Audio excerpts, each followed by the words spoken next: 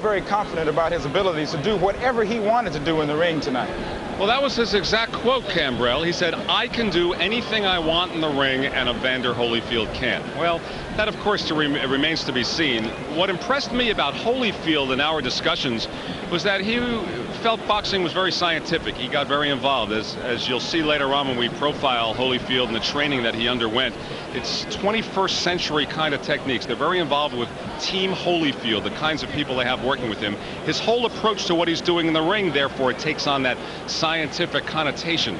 And he's very thoughtful. Their plan is to try to get George Foreman to commit and throw punches. As you'll see in our CompuBox statistics later on, Foreman throws far fewer punches than Holyfield, but every punch has a purpose. So the Holyfield camp wants him to throw the punches, and they want him to miss. And they're working with Holyfield's flexibility. Lou Duva told me this morning you'll see a lot of this kind of approach, that upper body flexibility. So that's something you should look for with Holyfield later on tonight. But in our discussions and throughout the press tour, George Foreman really has spoken in terms of 20-second sound bites that you hear on the 6 o'clock news. It's hard to get exactly inside his head. The easy way to put it is he's just going to fight one way straight ahead, come at you and try to land some bombs. Certainly it won't be very easy to forget the kind of greeting we received from George Foreman yesterday morning when we got a hold of him before breakfast. I think you'll remember that and know that George Foreman seemed to recall the Foreman of the past, a surly kind of guy. But let me ask you this. Leading into this fight, there's been a lot of speculation about whether this is a legitimate heavyweight championship matchup or whether it's a farce.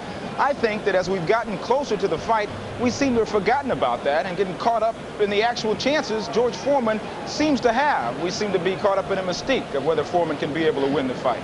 When the fight was announced and throughout the comeback, everyone said there's no way George Foreman can't do it. And now, as each week has gotten closer to this April 19th date, more and more people are saying, I believe in what George Foreman calls his professed miracle.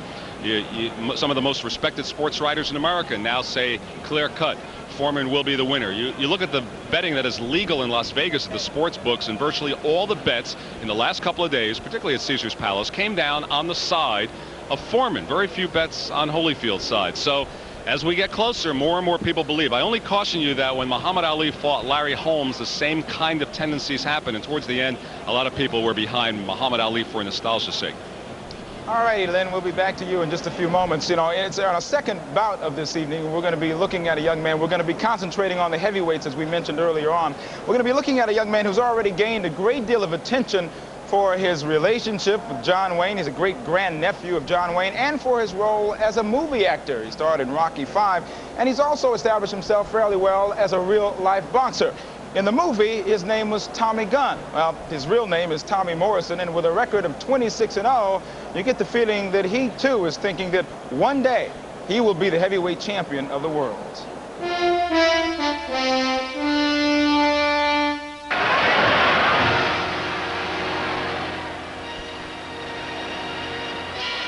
Tonight, this legend's grandnephew fights for his own marquee status, not on the silver screen, but in the ring. Tommy the Duke Morrison.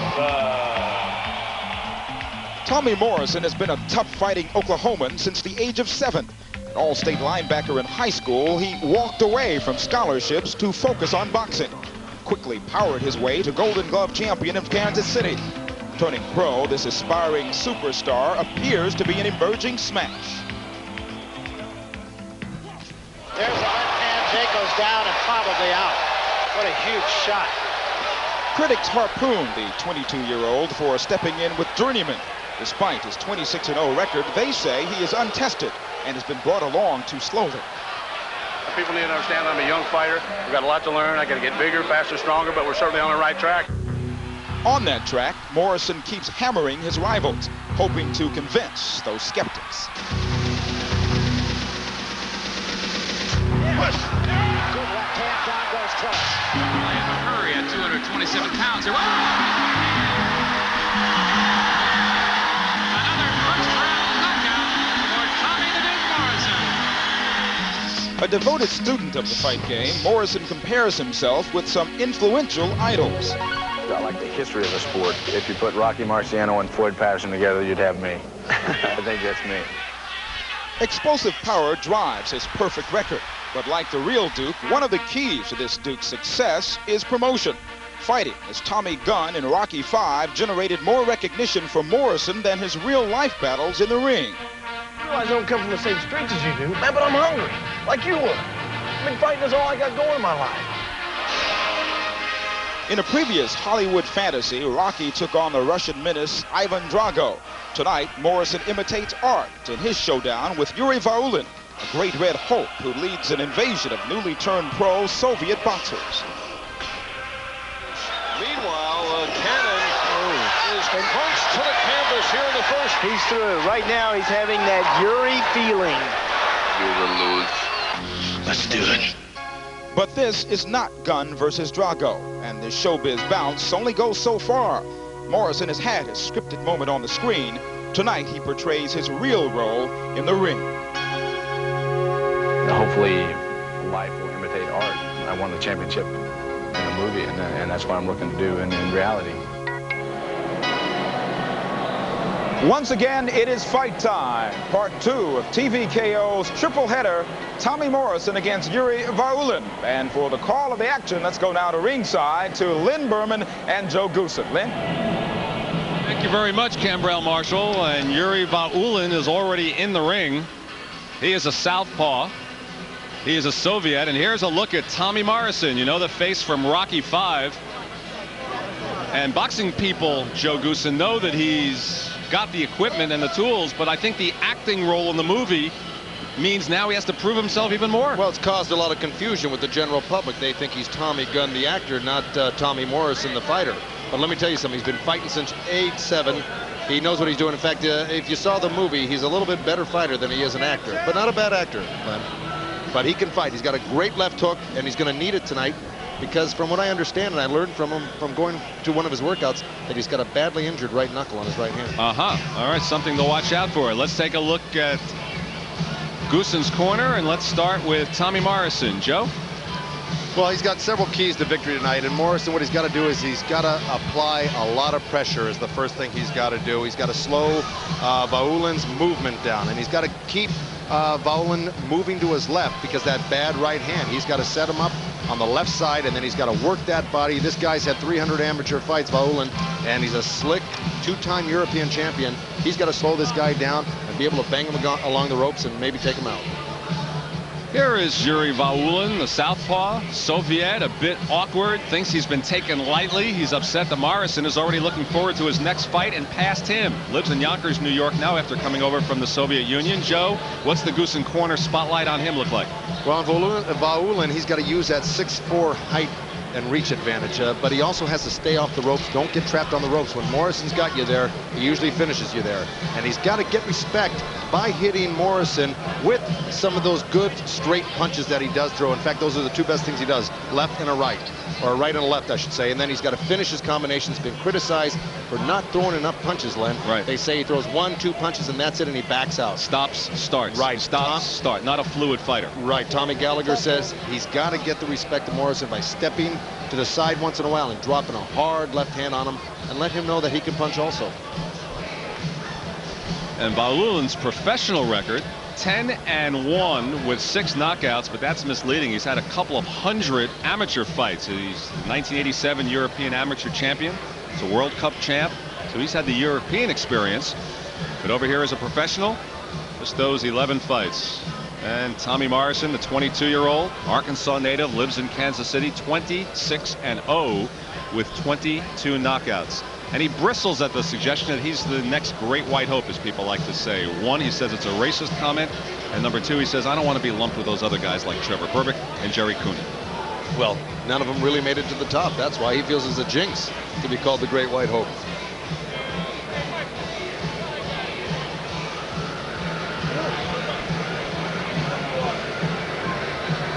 I'll tell you, Morrison looks even bigger and stronger than he did going back 6 to 8 months ago. He learned how to diet real well from working on that Rocky movie. He said Stallone gave him a lot of diet tips.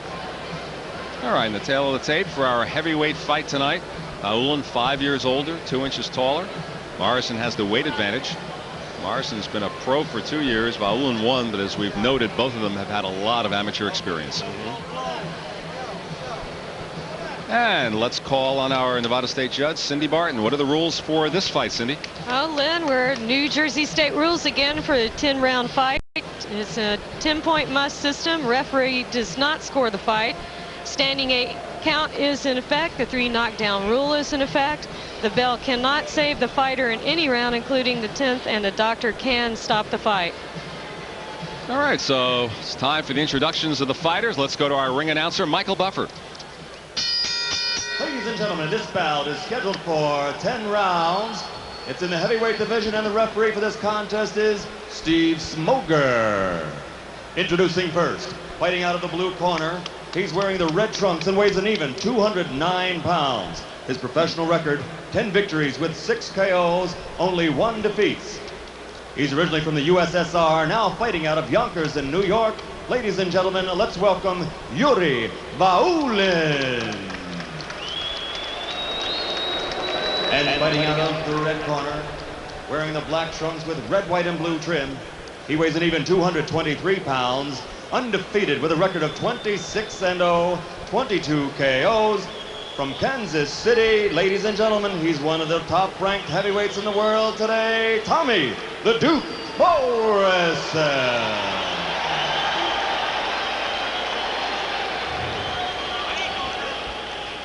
No, hey, yo. He comes out. He comes out. You got an interpreter? Let him come out. All right. You want to come out? Come out. Oh, you were giving good. You were giving your instructions at the weigh-in. Obey my commands at all times. Obey the bell at all times. And protect yourself at all times. Don't touch him up, or we don't go touch him. Very good. Let's roll.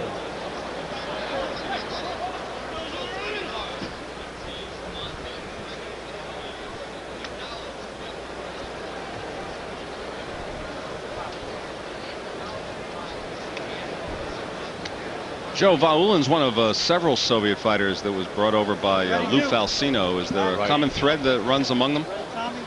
Well, actually, he's one of the few of the Soviet fighters that are still around. They sent a couple of them back. I think they kept one of them, and I wouldn't even dare to pronounce his name right now, but it's a lot harder than Vaulin. And Vaulin bounced right into the ring. This has been set up as one of those Rocky IV versus Rocky V fights. A few of the Soviet fighters had a hard time adapting to the American pro style. You know, they have so many fights over there. They get in a groove to fight one way, and it's almost impossible to break into that habit. And that's what Tommy Gallagher said he was having a problem with Vaulin. Morrison just trying to check him out, see what he could do.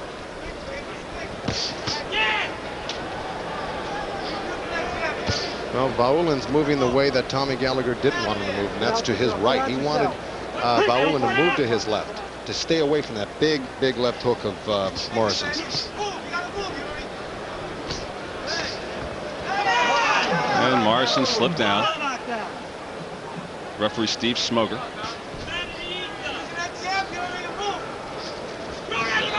Opening round is scheduled for 10.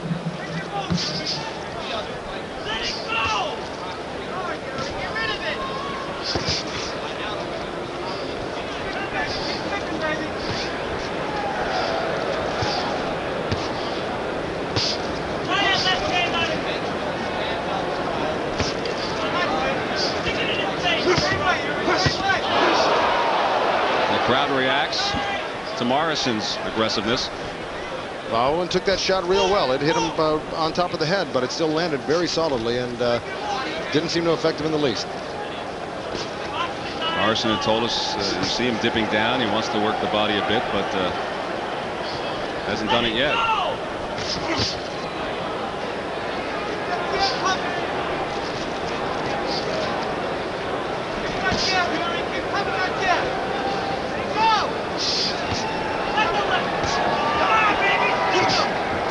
And Morrison doing some damage with both hands.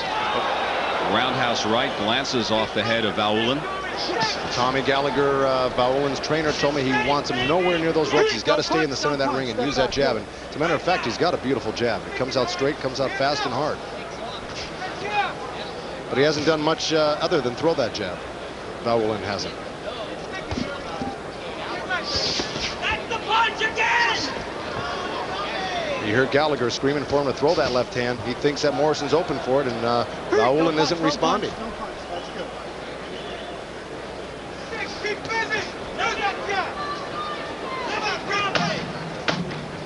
And the final seconds of this first round of the heavyweight fight. Tommy Morrison and Yuri Vaulin from Latvia. Tommy Morrison show.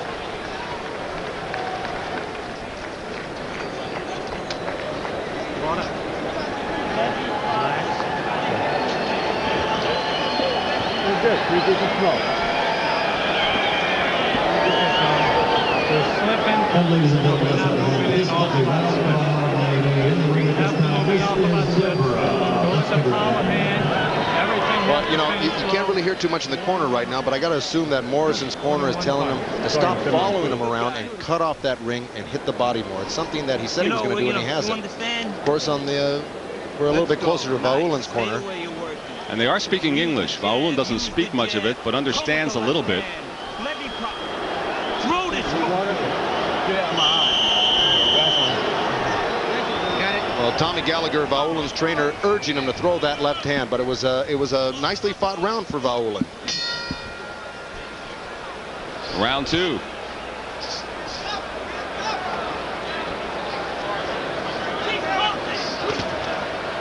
Well, the CompuBonus stat on the jab thrown in round one was 33% landed by Vaulin and 17% landed by Morrison. Of course, he only threw 12 jabs.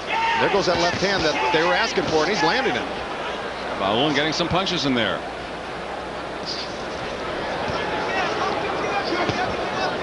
Was Morrison headhunting again? He should be hitting that body at every opportunity.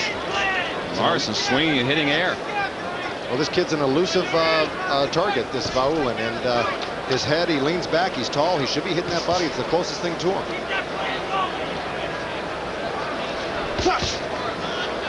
Morrison landing a right. Big roar through the crowd moments ago with the arrival of Muhammad Ali at ringside. Another straight, hard left jab, or right jab landed by Vaulin.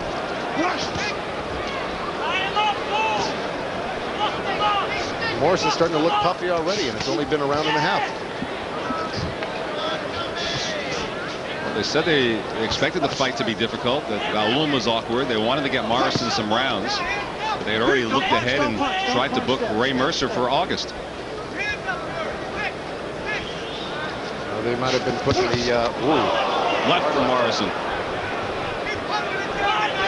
Putting the cart ahead of the horse. From this point of view right now, Vaulin's not doing too badly. He's holding his own right now. A lot of people thought this fight was going to end real early. Work out of it, work out of it. No break, don't worry. Keep moving, keep moving.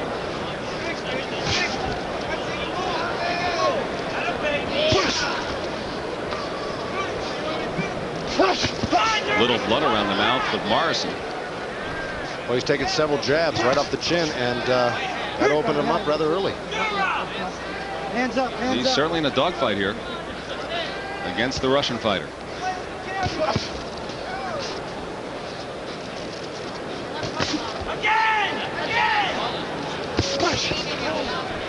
I'm here. Step.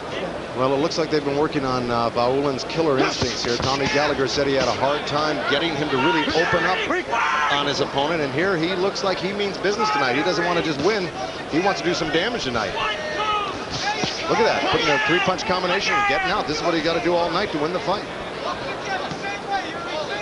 Vaulin in good shape, dancing away. We wind down towards the end of the second round. Right hand from Morrison.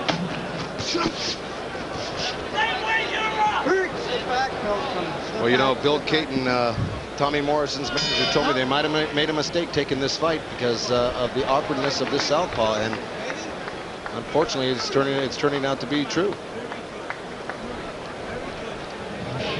And there's a champion. There's a live picture from his dressing area. His trainer, Lou Duva, right behind them.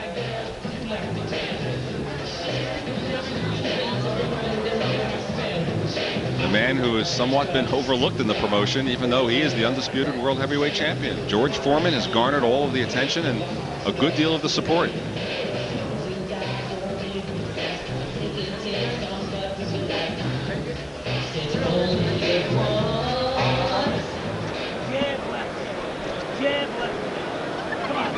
And of course, coming up, we will have what's being billed as the Battle of the Ages. 42-year-old George Foreman, 28-year-old Evander Holyfield. But first, there's the business of Tommy Morrison and Yuri Vaulin. Round 3, it's scheduled for 10. Well, the jab seems to be the deciding factor in this fight so far. Vaulin landing 32% to Morrison's 9%. He's only thrown 22. He's been throwing wild and trying to headhunt, and it's not serving him very well in this fight. And the longer Morrison goes, he treads into unfamiliar waters because most of his fights have ended in the first couple of rounds, Joe. Especially his last few fights.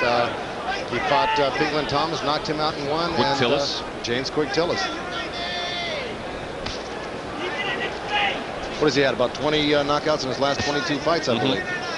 And all early. All in the first couple of rounds.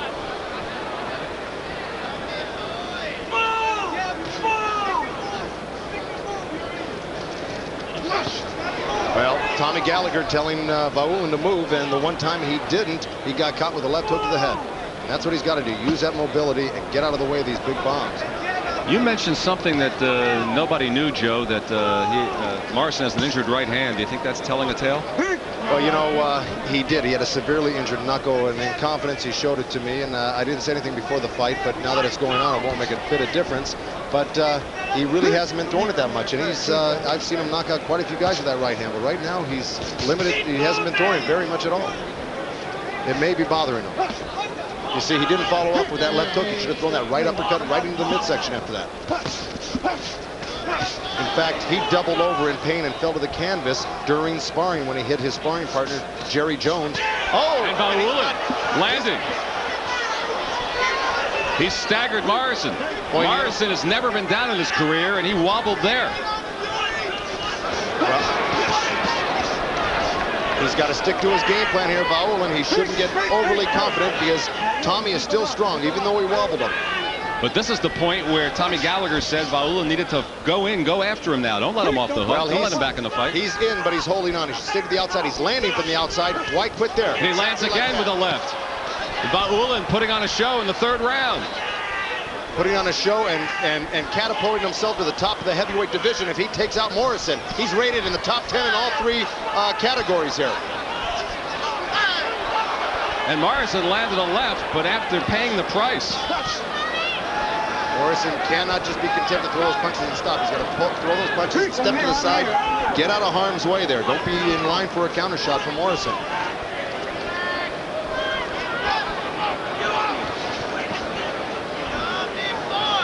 No punch, no punch, no punch.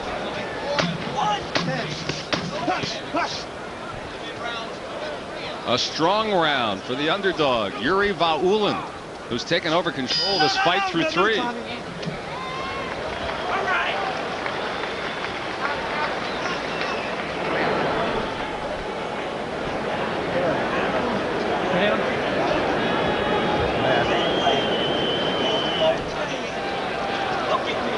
Here on the replay, you see Vaulin landing that jab, bingo, right on the button with that left hand, and then followed up with that right hook to the temple. And that'll do a lot of damage in itself. Here again, another angle of that. That left hook right on the chin, followed by a left and another left. A beautiful 3-punch combination set up by the jab. It's the overhead shot. Steps in, right cross, left hand, right cross. It's amazing that Tommy Morrison really stood up to those 3 shots. That would have put any normal man down. Look at this. Turned his head completely around. Almost look at the same combination that Buster Douglas hit Mike Tyson with to put him out and down. He won't be able to take many more of those combinations if he doesn't do something to turn this tide in this fight. Big 3rd round for Yuri Vaulin. Let's see how Morrison can respond here in the 4th. Lunged with a right from long distance that the crowd reacted to. Well, it hit Vaulin right on the chin, and well, he came right back with his own 2 punches, but it looked like it stunned him for a second. Me, break. Come on. You know, Vaulin told us yesterday that he depends on this right jab. That really is his bread and butter punch. Come on, Yuri. Come on, Yuri. Let it go! Get it up, put down.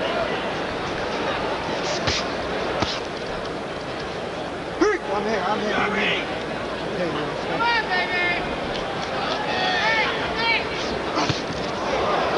The left caught Vaulin going backwards. Don't punch, don't punch. Vaulin has taken Tommy Morrison out of his game plan here. When Vaulin does get on the inside, he's allowing, when Morrison gets on the inside, he's allowing Vaulin to tie him up on the inside. He should forget about trying to push him off. He should be banging him to the body, trying to wear him down and slow him down. He isn't getting many opportunities to hit him. Should take advantage of it on the inside. Another 1-2 landed right on top of the head by Vaulin. Punch out of there, Tom. Referee Steve Smoger telling Tommy Morrison to punch his way out of there, out of the clinches. Morrison had said something to Smoger. I'll let you work out of here. Go ahead. That's the voice you hear. Don't punch, don't punch. I'm here, don't punch. And a left hand from Vaulin. Like your hands are loose, that's it. Morrison finally going to the body. If he were doing that more consistently, it would definitely be taking the legs away from Vaulin. That had been the game plan. They wanted Morrison to come in low, to be explosive. Don't punch, don't punch. All right, good. Don't punch. Vaulin's corner is urging him to jab. Come on.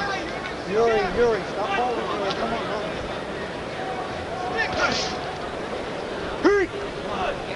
One at a time.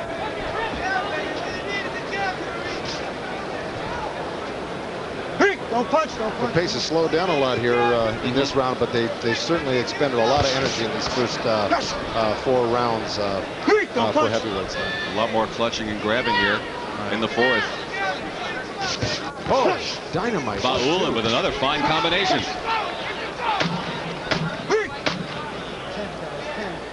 I'll tell you what, Tommy Morrison is really unsteady on his feet. His ankles are turning. His legs look weak underneath him right now, Len. Another pretty good round for Yuri Vaulin. So maybe his people were right all along when they said, don't take us lightly. Don't look ahead to your next fight. Take a look at us. And let's check in with Cindy Barton to see how she has scored it through 4 rounds. Cindy? Well, Len, I have Vaulin winning 39-37. He's applying the pressure. He's controlling the fight. And I think it's pretty clear cut at this point. Are you very surprised by this, Joe? Well, you had to favor Morrison going into this fight, but Tommy Gallagher told us that Vaulin was going to surprise everybody. He was confident, as you could be, that Vaulin was in this fight. People were kind of writing him off going into this, but you look across the ring, you see Morrison. He looks like he was the underdog in this fight because he is getting banged up looking. You know, the rap on the Soviet fighters is they're more headhunters than tacticians, but Yuri Vaulin certainly being very tactical tonight. He certainly is.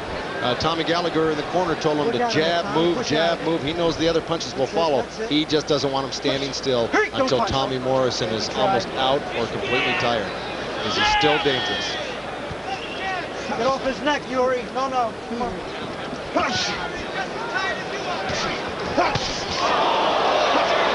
And now Morrison on the attack.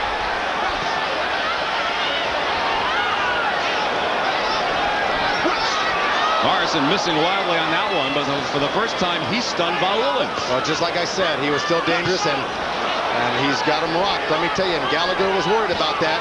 Dynamite uppercut. And the crowd clearly on Morrison's side, as you can tell, as he's come alive here in round number 5. Well, this is something uncharacteristic of Vaulin, and that's slugging it out with a guy like Tommy Morrison. We haven't seen this in his previous fights.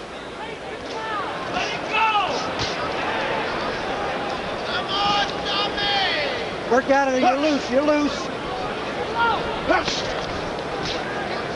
It was Vaulin's fight through the first 4, and Morrison still tied with a big left hand. I'm here. Step.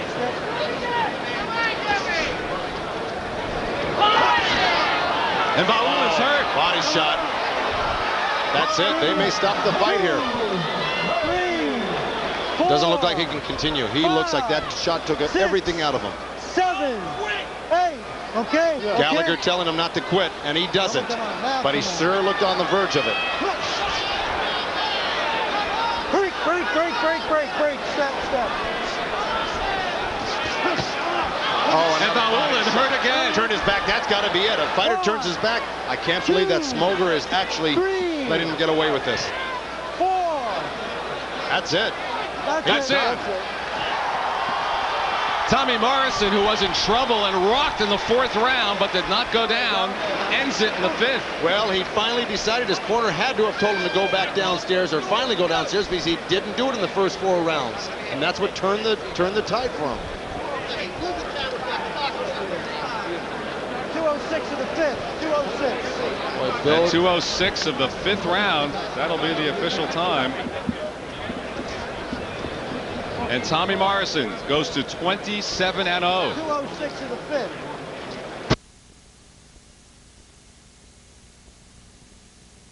After Vaulin had really hurt Morrison in the 4th. All right, this is round number 5 now as we take a look at the replay. Left to the head.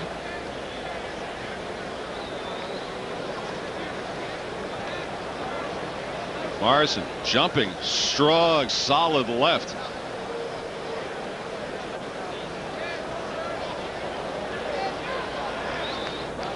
What a rocket. That's where he first got Vaulin in trouble. And it was the body shots which made him take the first count. And the second count was also from the body shot. And then the fight was stopped as well. But this is what started it. And this is the second time around. You see Vaulin immediately react and turn around. He had done it once early in the round, and here the second time. And referee Steve Smoger goes over, starts the count, and eventually stopped it. Vaulin low. That's what they wanted to do. They wanted him to be low, explosive, work the body, and that's exactly what he did to take out Yuri Vaulin in the 5th round.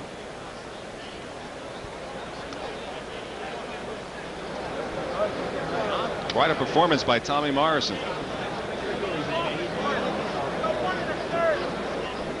So now he can look ahead perhaps to Ray Mercer in a battle of undefeated young heavyweights in August. Let's go to the official decision. Michael Buffer up in the ring. Ladies and gentlemen, referee Steve Smoger stops this contest at 2 minutes and 6 seconds of the 5th round. The winner by TKO victory, his record now 27-0 with 23 KOs from Kansas City, Tommy the Duke Morrison.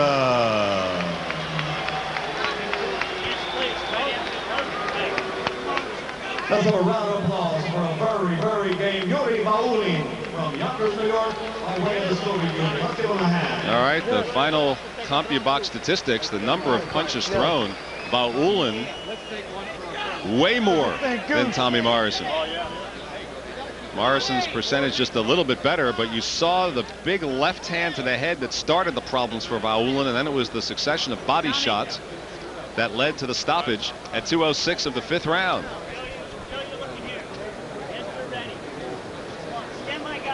And Joe Goossens in the ring right now with Tommy Morrison. Joe, take it away. Thank you, Len. Listen, I got Tommy. Tommy, your worst nightmare almost came true tonight. Those southpaws, you told me you don't like them, you have trouble with them, and it took you a few rounds before you got on track. That's true. I don't think I'm the only one that doesn't like them. I mean, everybody had, southpaws have a reputation of being very awkward and unorthodox, and it proved to be true tonight. Fortunately, I think conditioning played a major factor, and we're able to you go to the body, which is something I should have done a hell of a lot sooner. But things don't always happen the way they should. But fortunately, my trainer and the conditioner was able to come out on top. Was it your corner man who told you to finally go to the body, or was it a decision you made on your own? Well, going to the body is something that I normally do, just about every time I go to the head almost. The first 30 seconds of the first round, usually.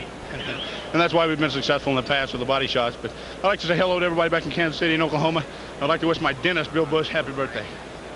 Listen, Tom, let me ask you something. We know that before the fight you told me, I saw that right knuckle was hurt badly. How did it affect you tonight? Did it have any play in you not throwing it as much? There was a little bit of pain there, but as we all know, anybody that's very knowledgeable about the sport of boxing, when you have the adrenaline, it certainly does a lot for you. So we're fortunate enough to throw it. The left hook is basically what did it for us. Unfortunately, it didn't happen a lot sooner. Well, I feel that we learned a lot from this fight. Exactly. Bill, listen, your worst nightmare almost came true. Like you told me, you were worried about this fight. I was worried about that because of the southpaw problem. Ordinarily, the first punch that is usually thrown by Tommy is a left hook to the body. And here it took him 5 rounds to throw his first real effective left hook. Were you surprised by Wallin? Right back there. Were you surprised by maybe the couple left hands that he landed on you? Shook you a little bit? I was very surprised at his speed. I knew they had very fast hands, but it seemed like it was even multiplied once we were in here. Very accurate, and he knew his range very well, as most southpaws do. I think because of that southpaw position, he kind of threw, obviously it throws everything off, not able to do what you normally can against an orthodox fighter. But, you know, God was with us. We came out on top. Well, you look great tonight when you finished up strong. Bill, let me ask you something. What about the future for Tom? What's he got going on? Well, we're going to probably fight Mercer in August. That's our plan at this time. And if you get by Mercer, what's next? We'll see what the future bears. Exactly. Well, I think he's got a great future for Tommy Morrison here. Great fight, Tommy. Congratulations. I'd like to thank Top Ring and Main Events for having us here. All right, and thank you very much. And back to Len Berman ringside. All right, thank you, Joe. Let's take them one fight at a time. And Mercer in August is the next probability in a battle of young undefeated heavyweights. And a bit of life imitating art. Tommy Morrison in that street brawl in Rocky V and got into quite a brawl here, getting rocked in the 4th round and winning it in the 5th. Let's go back up into the ring now to Joe Goossen. Thank you, Len. I've got Yuri Wallin here with me. Yuri, you almost had that fight in the bag. You had him hurt several times. Unfortunately, you couldn't finish him off. What happened? I received a strong punch in my stomach. I'm so sorry. This was my fight. Well, let me ask you something. When you were in training and you prepared for this fight, I'm sure you had sparring partners that hit you in the stomach. Was it a case that he just hit a lot harder than anybody else you've ever fought before? On one training, I received punch in my stomach. I just no control. If I work with my stomach, I can receive today 2 punch more. Usually, I control his hands because he have good hook. I control all times these hands in my chin. Right. Mistake. Let me ask you something, Yuri. You had him hurt a couple times in the early rounds. Did you have a problem did you try to finish him off, or was it a fact that he just survived your attack? When I find his chin, I'm very hurry up. It little bit think if fight his free place. So you tried to take him out, you just couldn't do it. I'm hurry up finish this fight. This is my mistake. All right, Yuri. And how about the future? Are you going to continue? Do you foresee yourself continuing the heavyweight division? I must teach this mistake. Teach me now. No more this mistake. All right, in other words, you've got to work on the fact that if you get hit in the body anymore, you've got to be able to absorb that punishment. Yeah, my trainer Tommy usually say me, Yuri, work million push-ups on your body. I don't listen to him, so sorry. He listened. We had the best sparring possible. We had Seamus McDonough and Derek Eisman, who punched just as hard as Morrison, punching him to the body for 3 weeks up in Kutches. And this guy has the fight. We're right there. We're a whisker away, and he got hit in the body. It's a shame. It certainly is a shame. And back to you, Len, ringside.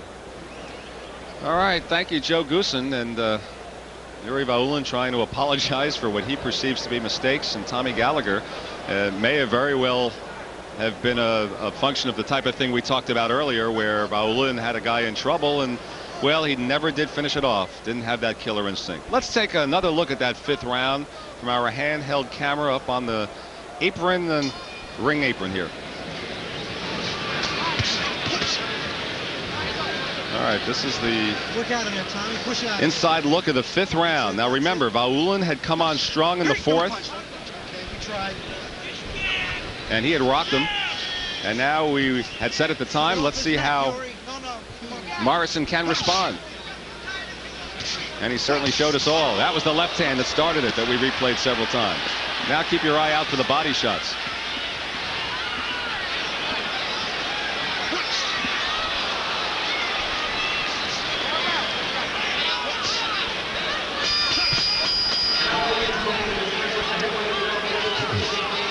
And the good right hand for Morrison.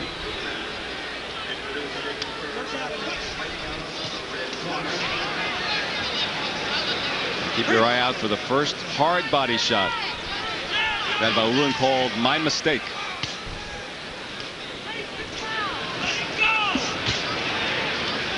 Wallin trying to load up against Morrison there. Work out of it. You're loose. You're loose. Well, this is the round that Morrison finally decided to go to the body, and what a payoff it had for him. Another strong left to the head. Right. Now, usually they say you start low and chop them down and then finish off high. Well, Morrison went the reverse route. Started with a couple of strong lefts to the head and then the body shots. There it is, right in the liver there. It looked like Bauulen wanted to quit. Smoger gave him 2 chances, though. He wanted to see if the kid could continue, but unfortunately he couldn't. 6, 7. Yeah, Tommy Morrison said his strategy was in reverse tonight. Normally he goes to the body first, then to the head, but you know, those southpaws do pose a big problem for right-handers. I hate, you know, any fighter I have in the gym, my brother comes to me and says, hey, we've got a southpaw for you to fight. I say, why? Please, don't do that to us. You saw the other left to the body there that ended the fight at 2 minutes and 6 seconds of the 5th round. That's it. Well, he did give Morrison problems for about 4 rounds or so, but the body shots paid off for him in the end. Interesting to hear him say, I'm sorry and apologizing and my mistake, and Tommy Gallagher trying to cover for him. Yeah, well, you know, he's become real Americanized here, and I think he wants to please the American fans. He loves it here, and I think he feels he didn't give the performance he might have had he been in better condition, but that's the break. Well, he said he'll learn from his mistakes. I mean, you've already articulated how a couple of the Russian fighters who came over with him have already gone back home, and I think you were fishing for perhaps that response. Exactly. Is that it, or are you going to throw up your hands? Exactly. I wanted to find out whether or not he was going to follow the other guys back to the Soviet Union, but he wants to rectify matters, and I think he could do well in this division. He's a heck of a fighter. A lot of good movement and good punches. Now, what does this do for Tommy Morrison? Because we said he had to gain some extra respect. How about his getting hurt in the 4th round there and then winning in the 5th? What does that all mean to him? Well, it shows that he's not invincible, number one, and it also shows that he did take several good shots and came back hard, and you like to see that good fighting heart and that good fighting instinct, and it shows that he can overcome adversity. You got to like it. It's a learning experience. Well, coming up, we'll have our main event, Holyfield versus Foreman. But right now, let's go back to our host, Cambrell Marshall, for another TVK instinct, and it shows that he can overcome adversity. You got to like it. It's a learning experience. Well, coming up, we'll have our main event, Holyfield versus Foreman. But right now, let's go back to our host, Cambrell Marshall, for another TVKO Ringside Report.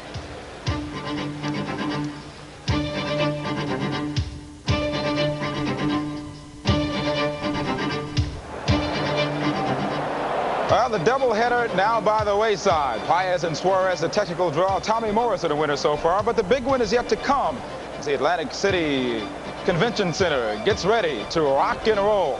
We are just minutes away now from the main event, the Battle of the Ages, the undisputed heavyweight champion of the world, Evander Holyfield, taking on the challenger, George Foreman, all 257 pounds and 42 years old. And you've had plenty of time to think about it in terms of who you think is going to win this fight, and we've said that if you want to give your opinion, you feel certainly just go ahead and do it. Event, the Battle of the Ages, undisputed heavyweight champion Evander Holyfield, and you know, certainly a great deal of attention tonight has been focused on this heavyweight championship, and we do mean heavyweight, and part of that is all toward George Foreman, because Evander Holyfield is a former cruiserweight fighter who bulked up to take on the heavyweight ranks, and the heavyweights, there are no limits. In this case, while the fight does not set a record for the heaviest fighter, in this case with George Foreman, it does come close.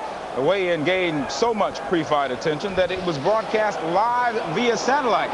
Evander Holyfield, the first to step up on the scales, not expected to set any records. After all, former cruiserweight champion of the world had to go on an intense bulking up campaign to wage war as a heavyweight. For this fight, he is the exact weight he was when he won the title from Buster Douglas. 208 pounds. And now the former heavyweight champion of the world, challenger, George Foreman.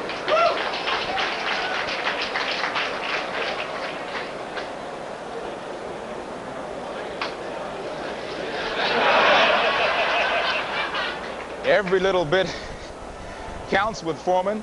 Certainly has won over many of the media in this country. 4 years ago, when he began his comeback, he was around 300 pounds. He said he didn't like it, was self-conscious about it for quite some time, but you got used to it. And for this fight, though, he said he was planning to be quite lean and mean. In this case, it's still quite a load. George Foreman, 257 pounds.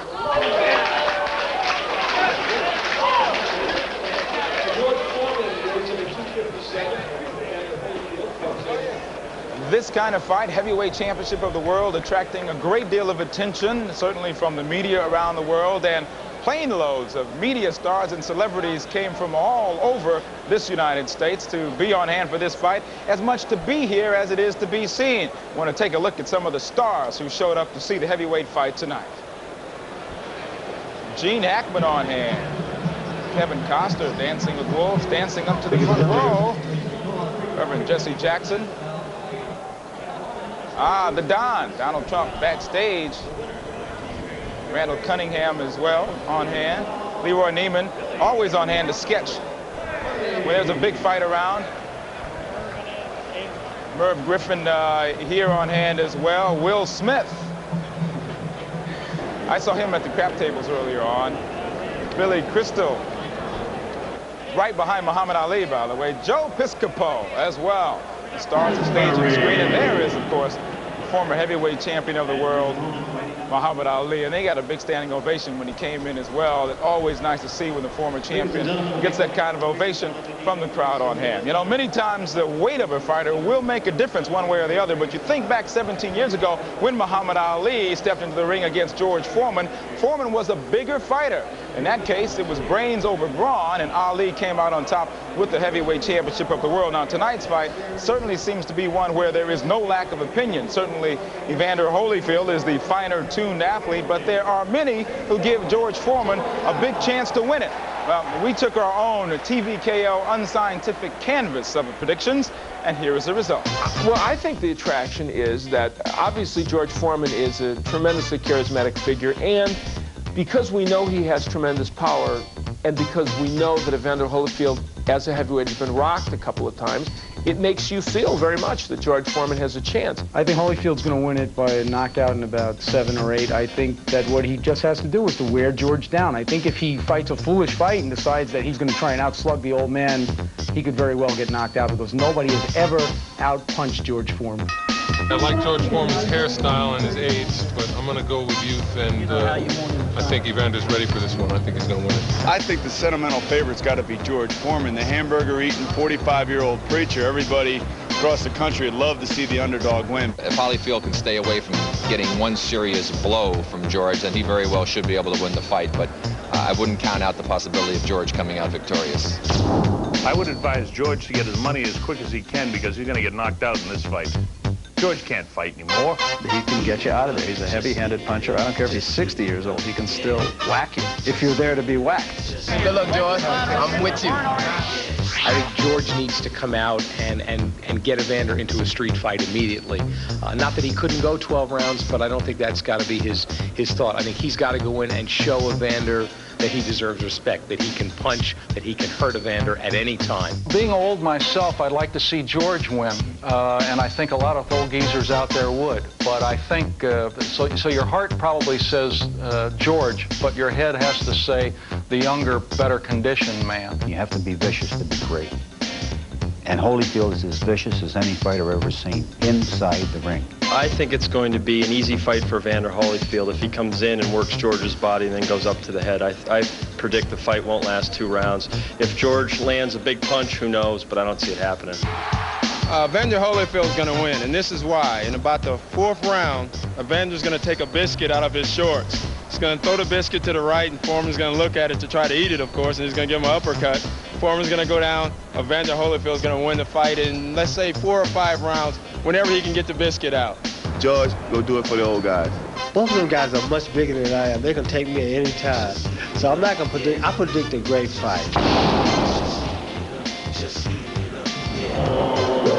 The old biscuit in the ring prediction technique. Certainly, it's interesting when you get down to the heavyweight championship of the world, especially with a fight like this. Everyone has their opinion. Editor-in-Chief of Ring Magazine, Steve Farhood, thank you for joining me. How do you see this fight shaping up tonight? Well, I see this as the end of George Foreman's comeback. I think Holyfield will win. I think he's a lot better fighter than anything George has faced so far. And the difference will be that Evander is primed. He's a warrior, and he's at his very best. You think that we've been taken by the aura of the older age guy getting back into boxing? Well, in a way taken, yes, but, you know, gladly taken by it. I mean, happily taken by it, because George is very popular, and he deserves the popularity that he's gotten because he's a natural. There's nothing phony about him. So I think, you know, it's very easy to understand why the public has fallen in love with him. In this particular case, a lot of people made a big deal about this as being a farce beforehand. You think that George, even though you say Holyfield is going to win, you think Foreman has a chance to win this fight? Of course he has a chance for the simple reason that he's a puncher. And he's very strong. Anyone George Foreman hits, as hard as he hits and as strong as he is, he has a chance to hurt. And he's a very good finisher. So yes, he has a chance to win, of course. Anyone he hits, he can knock out. Okay, conventional wisdom says that Holyfield, being the younger and the better conditioned athlete, will win. Also, there is some speculation that the shorter the fight goes, the better opportunity that George Foreman has to win. You agree? No doubt about it. I can't see Foreman winning a long fight or a distance fight. He's not trained, really, to go 10 rounds. I think he's very relaxed now in the ring, and that's a positive. And that will give him more stamina than he used to have when he was 25 years old. However, he's not trained to go 10 rounds. He has to win inside of 5 rounds to have a chance. You think this is a make fight for Evander Holyfield? He was saying earlier that he really couldn't win in this kind of fight, because if he lost, he fought to an overage fighter, and if he wins, well, he's supposed to go ahead and beat a fighter like George Foreman. It's a little bit of a no-win situation. If he wins impressively, he'll get the credit he deserves. If he wins and struggles, then everyone's going to look at Mike Tyson as the best heavyweight in the world again, even though Holyfield will still have the title. So in that sense, it's a no-win situation. Well, we thank you for joining us. Go down by ringside, enjoy the fight, and we'll hold you to your prediction as well. All righty, thank you. Thank you. Steve Farhood, editor-in-chief of Ring Magazine. We thank you for joining us. Certainly, the Battle of the Ages, right around the corner. We'll be back right after this message. Throughout history, boxing's megafights have withstood the punishing test of time. Dempsey versus Firpo, Lewis versus Schmeling, Foreman versus Frazier. Now there's a new heavyweight spectacle in the making. The awesome brute force of Big George Foreman versus the youthful skill and conditioning of undisputed champ Evander Holyfield in the Battle of the Ages. You can own a piece of boxing history by ordering your Holyfield Foreman Battle of the Ages gear from TVKO today. Call 1-800-457-TVKO to order everything from adjustable hats and all cotton t-shirts to rugged sweatshirts, official souvenir programs, and sleek satin jackets. Plus, a video cassette of boxing's best, the heavyweights, the big punchers featuring Big George Foreman. Just call 1-800-457-TVKO and we'll tell you all you need to know about how to get your fists on your Battle of the Ages merchandise. The phone call is free, so order now. 1-800-457-TVKO. The crowd here in the Atlantic Convention Center, a rather smart crowd. They knew pretty much when the heavyweight championship of the world was going to be contested. They are showing up now in droves as some of the celebrities ringside are being introduced. Our celebrity ringside, Lynn Berman, ready to call the fight. And Lynn, this electricity certainly is the kind of thing that is very, very special to be a part of just prior to the heavyweight championship of the world. Well, I think that's what we all enjoy in sports. Those of us who become sportscasters, you look for those big events, and I've been fortunate to be involved with the Super Bowl and the World Series and some very big college basketball games, and now a heavyweight championship of the world, and the crowd is just standing, trying to get a glimpse of each and every celebrity who's introduced, and some big roars have gone up. Larry Holmes was introduced moments ago. Several of the football giants, including Phil Simms and Jeff Hostetler, introduced as well. And the crowd craning their collective necks to try to get a look at some of these people. You saw on tape people such as Kevin Costner. There was even word that Madonna was expected as well. So it is very exciting. It's great to be a part of, and we're ready to get it on in just a few minutes. You know, certainly the earlier fights were scheduled to go 10 rounds. Neither one of them went basically the distance, a halfway point, basically. You get the sense that the heavyweight championship fight is also going to be a rather short one. You know, we have heard every single theory. I mean, we've heard from all kinds of people, from those who say this thing is going to be all over in 1 round to those who say we'll go the full distance. I mean, everyone has an opinion. The first fight, we certainly didn't learn as much about Lupe Suarez and Jorge Paez as lightweights that we wanted to because of the technical draw, because of the headbutt. Tommy Morrison, we learned a little bit about. He can take a punch. He was rocked by Yuri Bauulin, and Tommy Morrison is still undefeated, did not go to distance, but I think we learned something about Morrison. What we'll learn in this bout that's coming up in a few minutes, I don't know. We've all heard every single opinion. I know viewers are calling in as well, and I just can't wait for round one to begin. All righty, thank you very much, Lynn Berman. We'll be back to you in just a few moments. The time is now. Get set. We're minutes away from the Battle of the Ages, the heavyweight championship of the world. They've been in place eagerly awaiting, along with me, the start of it. The Battle of the Ages coming up.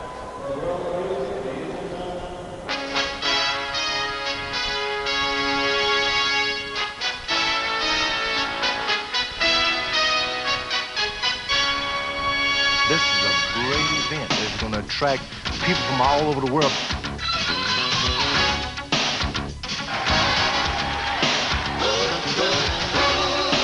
Now I'm the real deal, Evander Holyfield.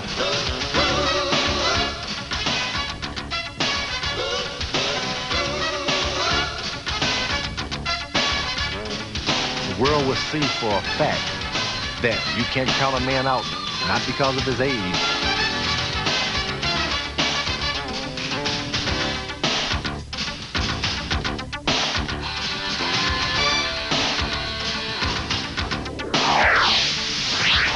My job to go out there and convince him that he cannot win.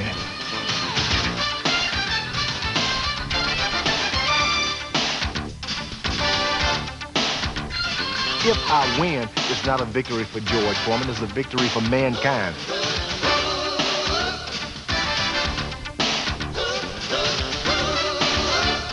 Something big is going down. His name is George Foreman.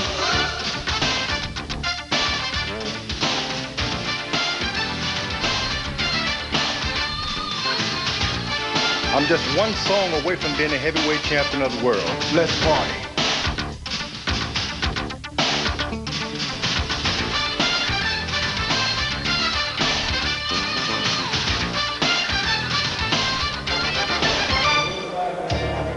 The anticipation of a long-awaited matchup between two heavyweight fighters for the championship of the world is a feeling that is unmatched in any other sport. We are live from the Atlantic City Convention Center, where the electricity in this sold-out arena has reached a crescendo of excitement, curiosity, and fascination. Tonight, TVKO proudly presents Holyfield versus Foreman, the Battle of the Ages, brought to you by Budweiser.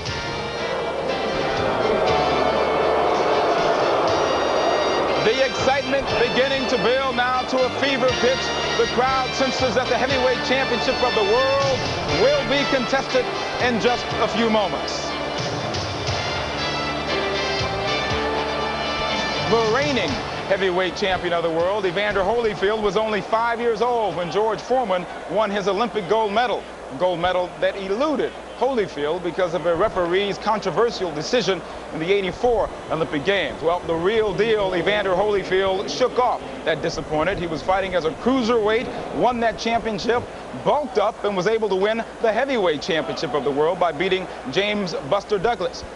Now he's defending his title for the first time against George Foreman, a man who has undergone a tremendous transformation.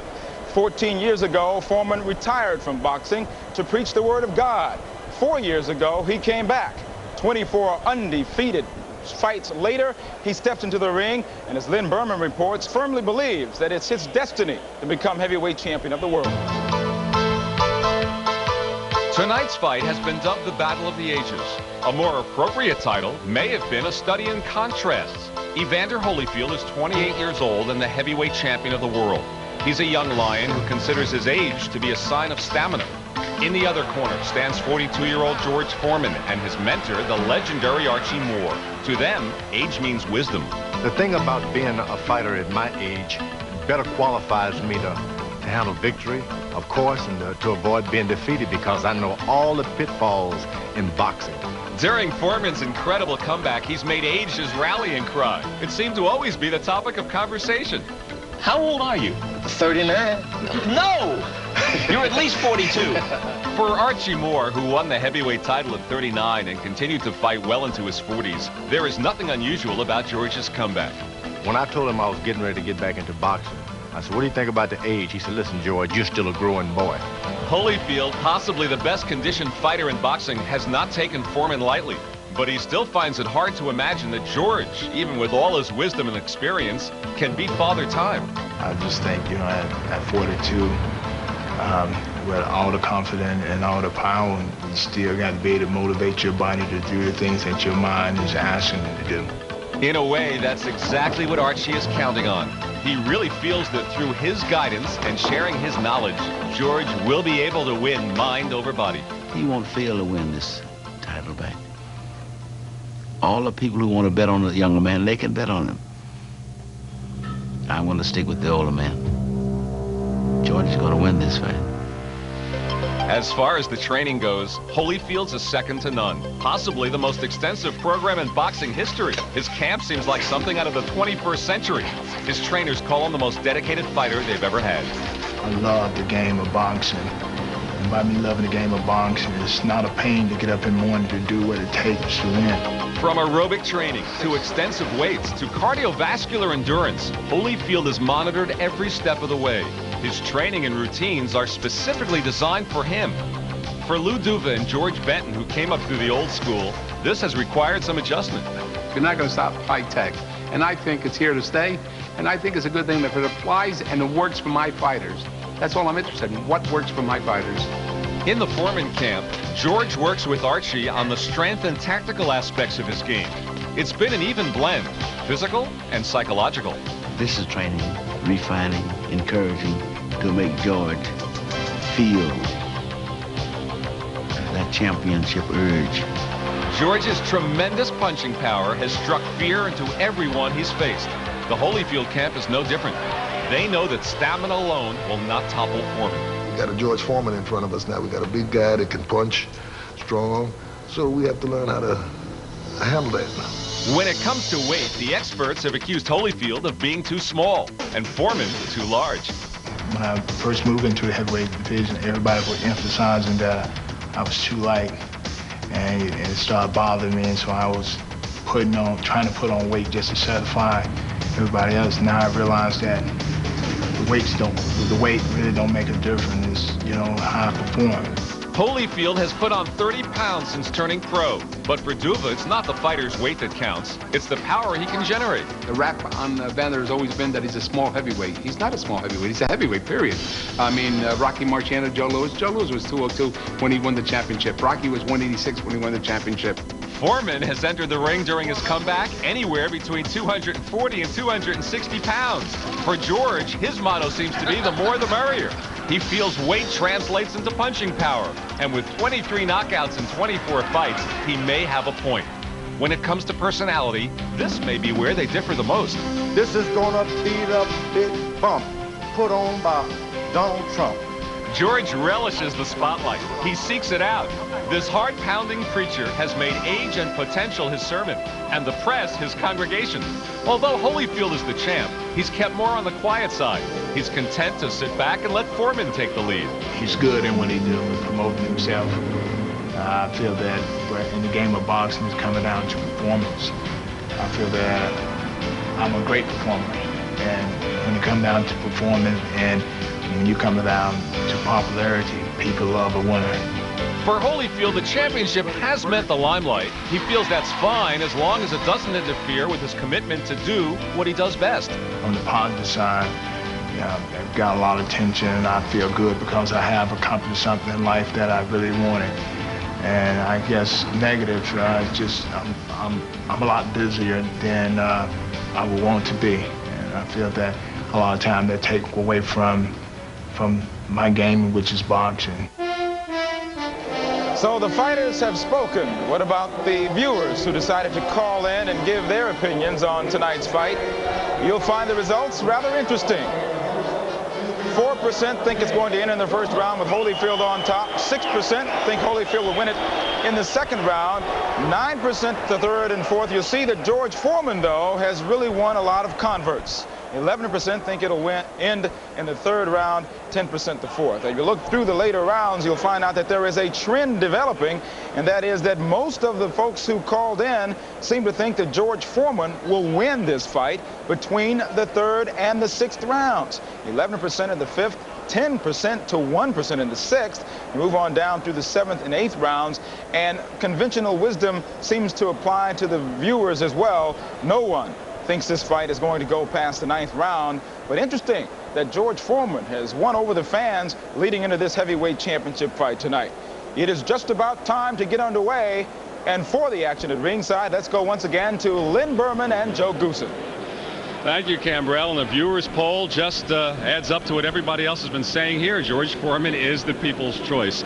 You know, he has made a total joke out of the entire press tour. His age, his appetite, but make no mistake about it, Foreman is dead serious about his training and this fight here tonight, Joe. I'd say so. I know when I first saw George Foreman, I came into town, I saw him, I got in the elevator. I'm telling you, I've never seen a transformation like I have with this man. He took a lot of that 257 pounds, he took it from the middle and moved it to the top. When he was on the scale at the weigh-in, he flexed his arms and they were humongous. And he made Holyfield look small, and he is a big man himself. Well, Holyfield, 14 years younger, 49 pounds lighter, but he does have a rock-solid build. We showed you some of those 21st century boxing techniques during that feature we had a moment ago, but he may be the only boxer in history to have a ballet instructor in his camp. Well, and it may serve him well tonight, because tonight Evander's going to have to be very flexible. He's going to have to be very limber, because George throws those devastating bombs, left and right hands, right uppercuts, and he's going to have to be dodging the bullet tonight. And if it works for him, I may go out and get a 2-2 for myself. I mean, because that is wonderful, and bring it to my gym. Because he is going to be in trouble tonight if he doesn't move that head. They want that flexibility. That's right. What the ballet instructor is all about. All right, our Goosen's Corner here on our TVKO fights, and let's start off with the challenger, George Foreman. Well, George has got to do several things again to win this fight, and the first one being he's got to start quickly. Everyone knows he's 42 years old, and he's got to get off to a quick start. He can't overswing, and he's got to be accurate with his punches, mainly because of Holyfield's speed. He will counter quickly if he isn't accurate. And then, of course, he's got to corner Holyfield and make him fight. Trading is George Foreman's game, and he's got to make Holyfield slug with him. Of course, on the other hand now, Holyfield, he's got tremendous speed, and he must use that speed while he boxes intelligently. And he's got to box intelligently whether he's on the inside or outside, using that quick hand speed. He must never really get caught inside flat-footed. And then, of course, he's got to gain respect with his own punching power with Foreman. He's knocked out 7 out of 7 heavyweights. He's got to do it tonight with George also if he wants to win this fight. Well, it is a remarkable story. You've read and heard about it, how he gained the heavyweight title in 1973 from Joe Frazier, lost it in 1974 to Muhammad Ali. And should George Foreman win tonight, look at that, he would hold the record, and of course also be the oldest heavyweight champion ever, but it would have been 18 years and 3 months, surpassing Roberto Duran's record. And it is just a remarkable comeback story, and in many ways just the fact that he enters the ring, win or lose, Joe Goosen, it's a successful comeback. Well, you know, of course you said it. Just by making it this far at the beginning of his first fight, nobody gave him a chance to make it past a few fights, and here he is at the top of the game, fighting the undisputed heavyweight champ of the world, Evander Holyfield. And a roar goes up from the crowd as Muhammad Ali, the man who took his title in '74, has entered the ring. It's now time for our national anthem to be sung by the popular female quartet En Vogue. Let's go to Michael Buffer. Ladies and gentlemen, at this time, I would like to introduce our color guard. They're provided as a courtesy of the United States Naval Reserve Center here in Atlantic City, New Jersey. Let's give them a round of applause, ladies and gentlemen.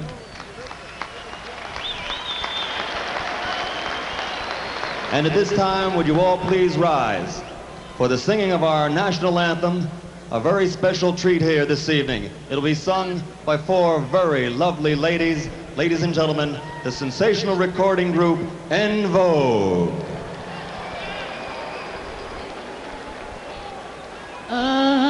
Oh, say, can you see by the dawn's early light, and it was shining so proudly we hailed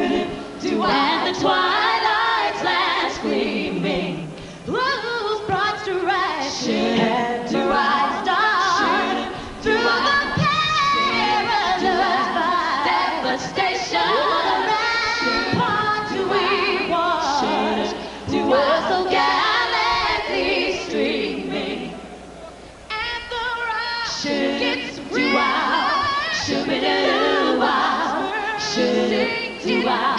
The bombs bursting in air through the night. My flag was still there. Sing does that star-spangled banner yet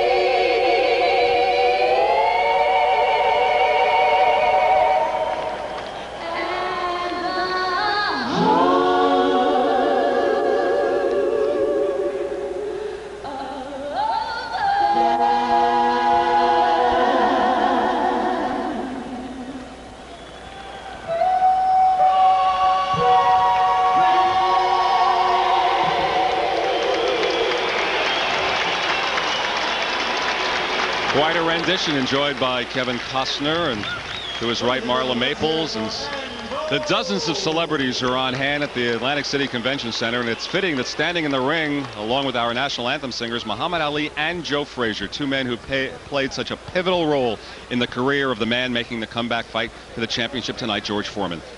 One losing to him and the other beating him. Handed him his first loss, Muhammad Ali. That was the birth of the rope-a-dope in Kinshasa, Zaire in 1974. That's right, and you know that George Foreman went into that fight against Frazier as the underdog. And people forget he knocked down Joe 6 times in those first 2 rounds to win that title in Kingston, Jamaica in January of 1973. And there will be no 3 knockdown rule tonight. So theoretically, one fighter could be knocked down 4 times or more in a round. And it's doubtful in today's market they would have let that fight go on between Foreman and Frazier as long as they did then. And George Foreman will be the first to make his way into the ring. Who would have thought 4 years ago you were ever going to see George Foreman walking down the aisle to fight the undisputed champ? This crowd will erupt. George said, I may be old, I may be fat, but he said, here I is. Well, he doesn't look old and he doesn't act it, and he sure doesn't look real fat to me when I saw him on those scales. He looks big and scary.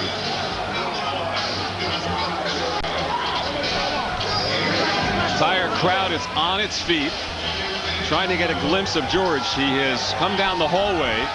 He is about to enter this arena, and you will hear it erupt the moment he does.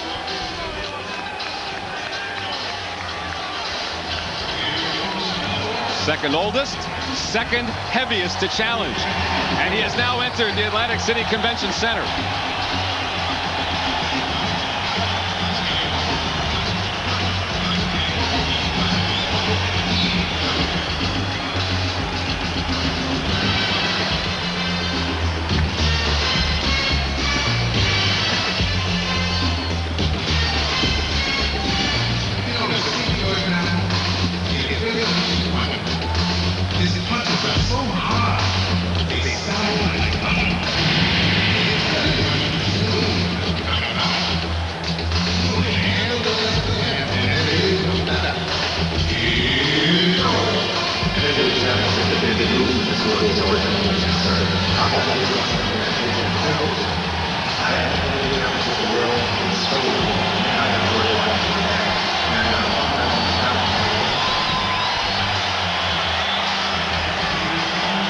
His record overall, the only 2 losses to Muhammad Ali and Jimmy Young. He said he had a religious experience after the loss to Young. Others called it heat frustration in Puerto Rico in 1977.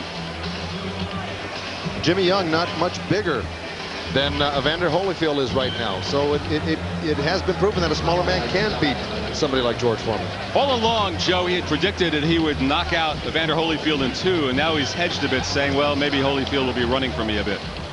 Well, that's quite possible. I don't know if I'd call it running from George. I think he's going to try to outbox George. Sidestep, slip, move. He might end up running from him, but his game plan isn't to be.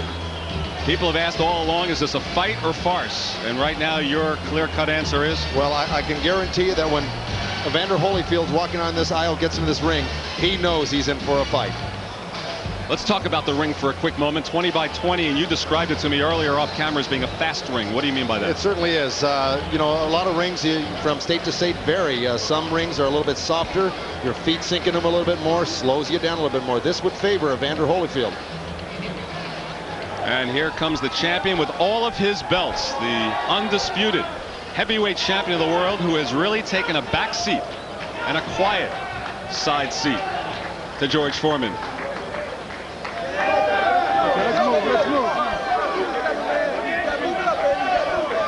Holyfield undefeated as a heavyweight, undefeated as a professional boxer. And I think he's handled the fact that despite the fact he's the champion, he's been in the shadow of Foreman. He's handled it quite well. Well, George Foreman is such a great personality. At any given time during the day or evening, he'd walk into the press room and say, "Here I am. Anybody want an interview?" He's so outgoing, so funny, and so personable. He has taken a backseat to George Foreman, Evander has. But he's a quiet type, and he doesn't make any bones about it. He likes being that way. You see his knockout percentage. Expression very somber and very typical of Evander Holyfield. Almost smirking as he coming in, as if to say, this is not going to be too much trouble for me tonight. Well, he should look confident. He's the undisputed champ of the world right now, Len.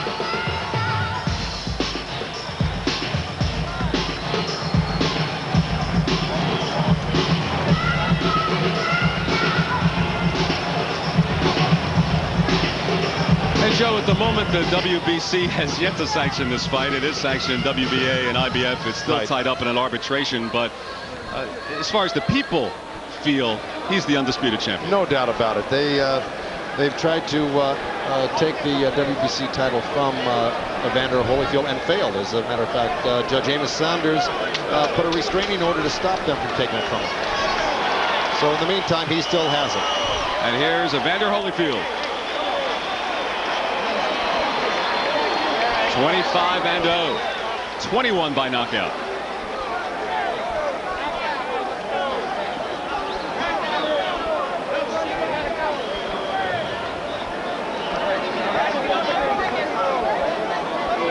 Joe, nobody has ever been able to dictate a pace to George Foreman.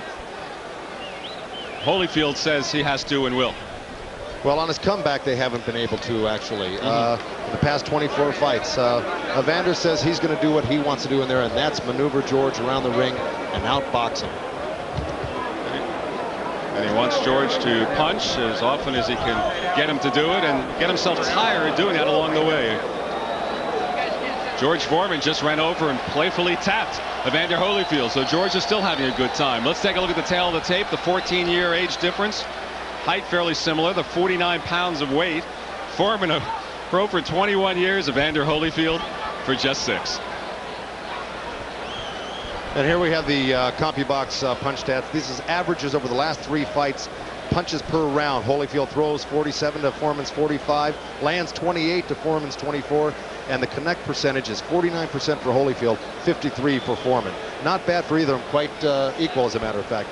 And the CompuBox total jabs over a 3-fight average also very close. 25 a round for Holyfield, 20 for Foreman, 12 landed to 10 for Foreman, 48% to Foreman's 50%, and very close all the way around.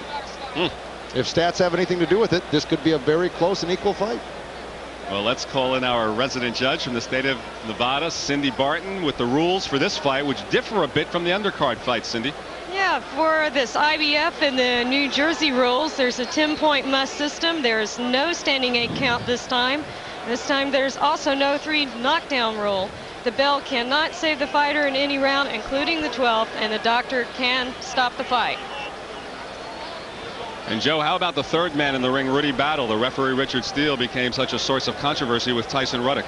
Well, Rudy Battle was, of course, has refereed many, many championship fights, 41 to be exact. He's a very competent referee in the state of New Jersey. But I'm looking at here the third man in the ring for George Foreman's corner, Angelo Dundee, the new addition. All right, let's go to the ring. And Michael Buffer.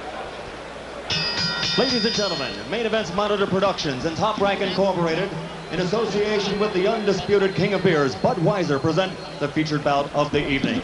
This bout is sanctioned by the New Jersey State Athletic Control Board, Boxing Commissioner Larry Hazard Sr., Chairman Jerry Gormley, Board members Gary Shaw and Richard Harrison, Chief Medical Officer Dr. Frank B. Dawkins. This bout is also sanctioned and approved by the World Boxing Association and the International Boxing Federation. The 3 judges at ringside scoring each round on a 10-point must system are Jerry Roth from Nevada, Eugene Grant from New Jersey, and Tommy Kazmarek from New Jersey. And the referee for this bout, working in a world title event for the 45th time from the state of New Jersey, is Rudy Battle. And ladies and gentlemen, at this time, 2 very special introductions. 2 former heavyweight champions who faced each other 20 years ago in the battle of undefeated champions. They fought a total of 3 times, culminating with one of the greatest heavyweight matches, the Thrilla in Manila. First of all, let me introduce to you from Philadelphia, Pennsylvania. He's the former heavyweight champion who always brought one of the most devastating left hooks in boxing history into the ring.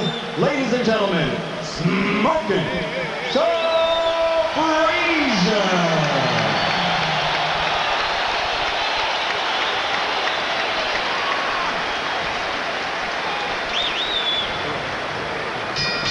And the man he faced 3 times in those 3 great bouts. In 1960, he was a gold medal champion in the Olympics. 1964, he won the heavyweight title. In 1974, he won it for a 2nd time. And then he became the only man in heavyweight history to win the heavyweight championship 3 times. Ladies and gentlemen, 3-time heavyweight champion of the world, Muhammad Ali!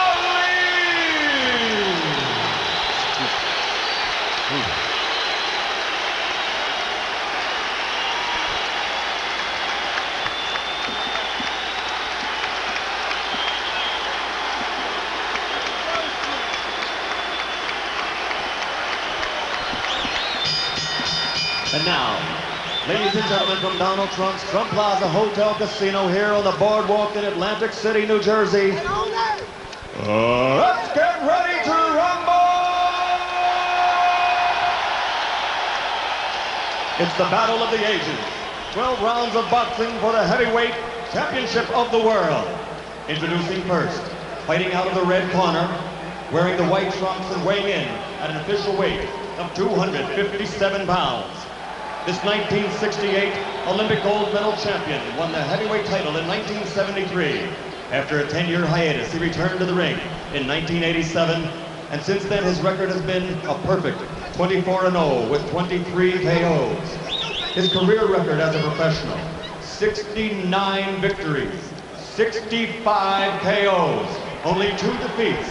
56 of these KOs have come in 4 rounds or less, and he's considered by most experts to be the most devastating puncher in heavyweight history.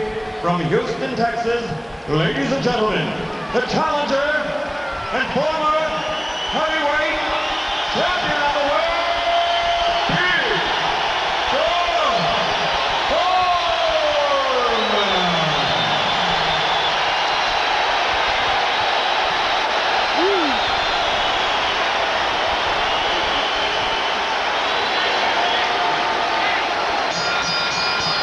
And his opponent in the blue corner, wearing a white trunks with multicolored trim, weighed in at an even 208 pounds.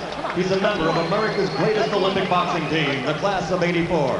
He won a bronze medal that year, and he was the first of that great squad to win a world title as a professional. In only his 12th professional bout, he became the cruiserweight champion.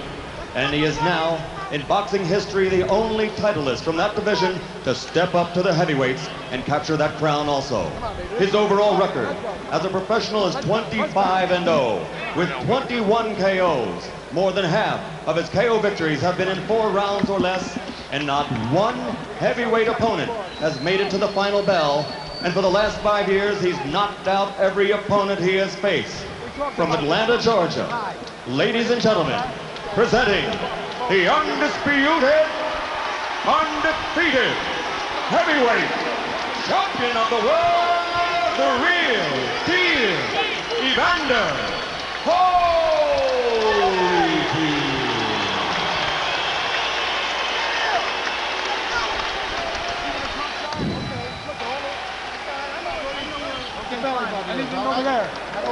fighting is. Okay, gentlemen? You both received your pre-fight instructions in your dressing rooms. I expect a clean break at all times. Good luck to both of you. Let's touch gloves.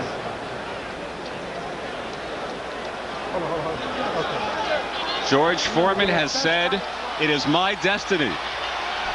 I'm a miracle." And the fact that he is here bears out most of that to be true. The final chapter is about to be written. George is laying in his corner. Evander, calm and cool. Both these men seem confident that they're both going to win. Here we go. Round 1, scheduled for 12.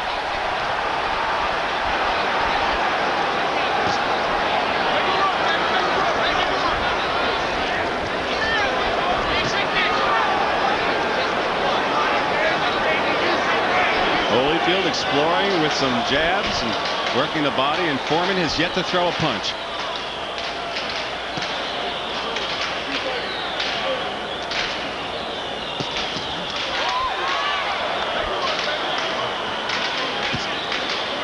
Holyfield, as expected, pressing the action, trying to get a left to the body. Foreman will throw far fewer punches and will cover up with both hands crossed across his face. He's got a deceptive defense, Len. Crosses those arms, blocks a lot of things. He sees a lot of punches coming. He got under that first big left hook of Holyfield's. Made him miss that one. Is Holyfield a bit farther away than you expected him to be? No, this is where he's got to be. He's got to use that speed from the outside here and do exactly that. Pop and go. What happens to all the talk about him sticking right to George's chest to let George punch himself out? Well, I don't think that's such a great strategy, to tell you the truth. He's got the speed. Why get in closer to George? Has him sitting right in front of him. Those were quotes from his trainer, Lou Duva. Yeah, I talked to Lou afterwards, and they kind of changed their story, and they felt it best that Holyfield be on the outside. George connect with the left. The crowd reacts to anything positive that Foreman does halfway through the first round. Oh, and Holyfield with a combination. Left hook, right hand. George, the long distance left. Look how he covers up with both hands. Of course, when he's got his arms crossed like that, Georgie Benton knows he can't punch with his arms crossed. It's purely a defensive position. Foreman obviously the much slower of the two in ring speed and punching speed. Holyfield trying to use that as an advantage.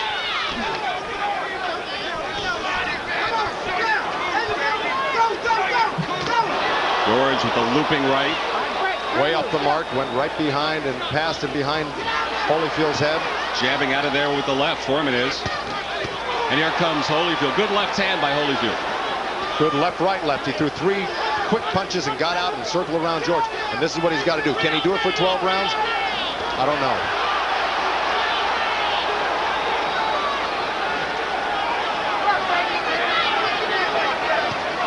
Now, the elbows.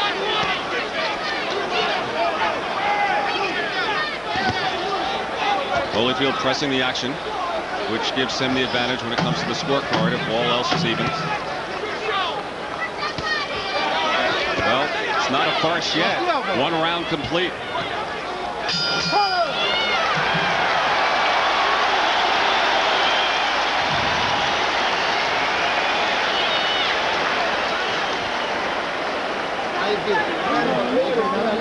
That's your fight. Right? That's your fight. Now listen. Use the jab a little more. Use the jab a little more. When it gets close to you, cut this. You have to cut this hard. Just the last 2 got to be hard. Keep doing what you do. Keep following.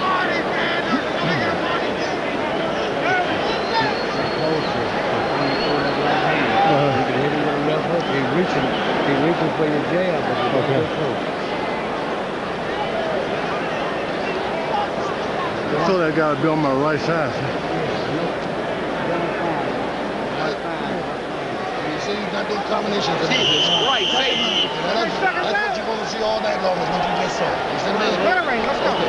As you saw, Holyfield sits, Foreman stands. Foreman never sits between rounds, says he doesn't practice that in sparring, so makes things go faster. So he stands, and they told him to try the left hook, Joe. They told Holyfield also to use that jab when you do get inside, bit to the body, quick punches, let him go. As he said, they didn't have to be hard, but let him loose and then get back out. Good right from Holyfield, and then again a left. Remember, in all of the earlier stories, George Foreman said he would knock him out in the second round. That's the round he took care of Joe Frazier back in '73.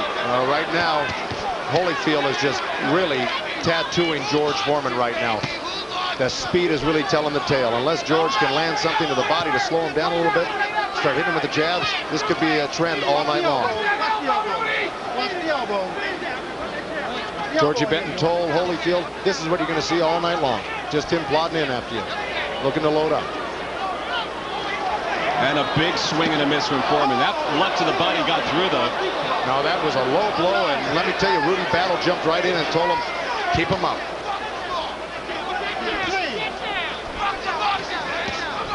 Rudy Battle immediately stopping him and telling him to get the punches up. And now Foreman comes on. During the rules meeting, there was a lot of discussion from the Holyfield camp about low blows and even some elbows thrown by Foreman.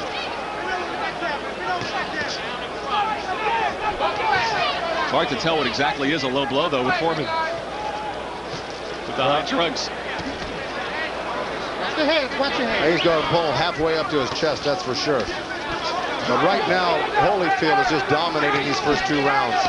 Oh, and a nice counter right hand out of a crouch.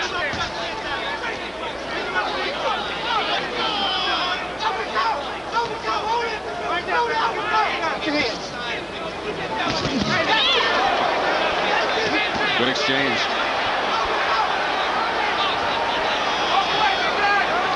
And Holyfield effectively ducking and crouching. Flexibility paying off there. Looked like he ran into a little bit of a left hook. Oh! Foreman on the attack. You're not kidding. Holyfield looks a little stunned, a little weary. He came back with his own left hook. Overhand right from Foreman. Real wide, but two good body shots by Foreman.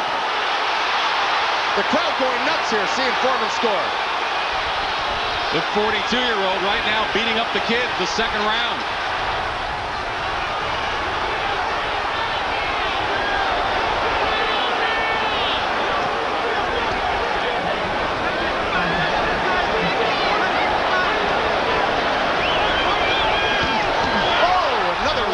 Foreman. And a combination. This is where Holyfield shouldn't be. And a wild left by Holyfield. And Holyfield comes in now. That's his instinct, though, to fight back when he gets hit. He's proven that in all of his past fights. Dokes, Alex Stewart, and everyone else.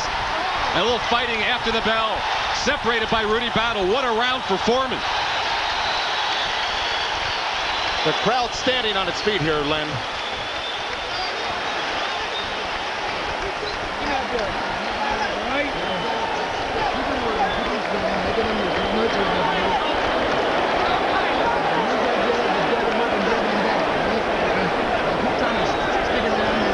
Take a deep breath.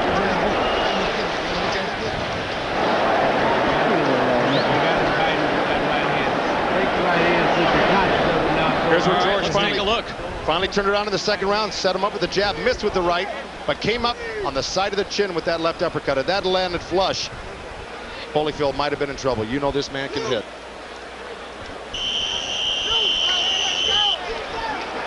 Take another slower look here. The left, missed with the right, and well, he knocked his head he knocked his head so far back with that jab that he was out of range when he threw the right hand. Let's see how Holyfield responds after the strong Foreman round, and Holyfield comes out throwing punches. The CompuBox stats have Foreman landing 50% of his jabs through the first two rounds, and Holyfield 34%. Foreman ripped a nice little shot to the midsection.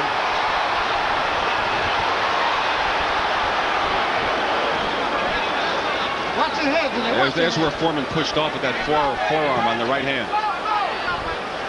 Well, referee Rudy Battle warned him about it if he starts pushing off too much with the arms and elbows. That's illegal to do it. It's part of Foreman's game plan. It's the way he fights. Oh, another great body shot. Left to the body from Foreman. Foreman probably winning a round so far, and who would have thought it? Well, a lot of people in this audience thought it, and a lot of the boxing experts. A lot of the sports writers favored Holyfield. A lot of the boxing people themselves favored Foreman in this fight. Gave him a big shot. Oh, and he's got Holyfield reeling from a couple shots. But Holyfield comes back strong with his own left hook. Kind of a weak effort with that left hand to the body of Foreman by Holyfield. He looks to be tired himself right now. It's supposed to be Foreman that's tired. Oh, he's got him picking up his leg from that body shot, Len. Foreman continues to attack effectively. Now Holyfield with the left that connects.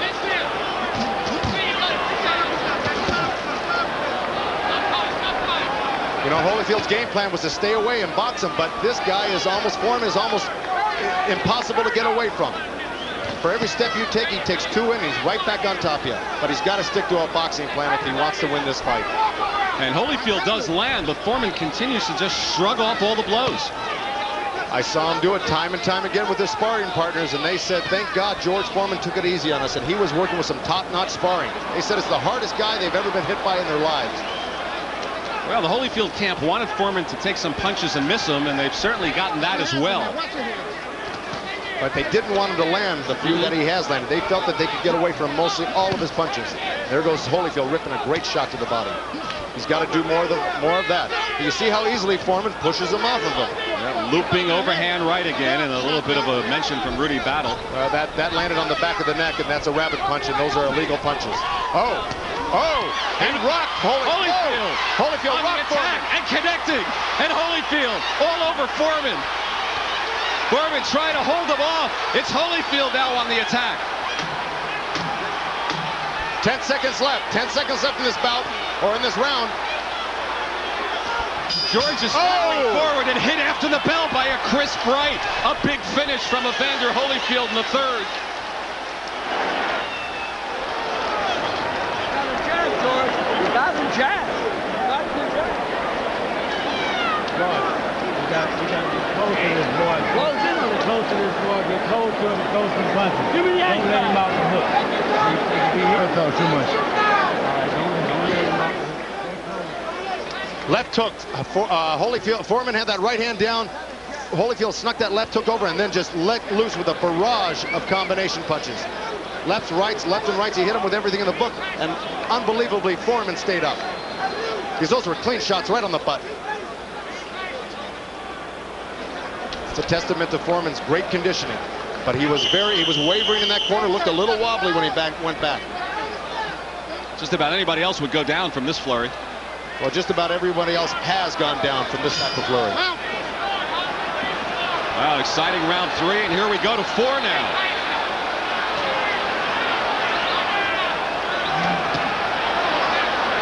And Foreman sneaks in the left, and Holyfield counters as well, and Holyfield landing lefts.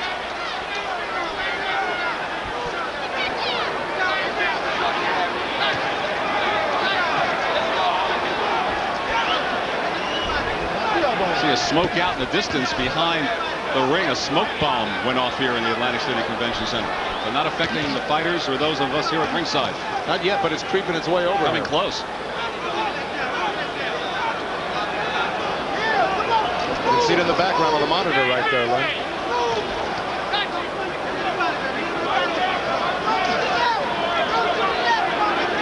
He's slowing down just a little bit after the excitement of rounds 2 and 3.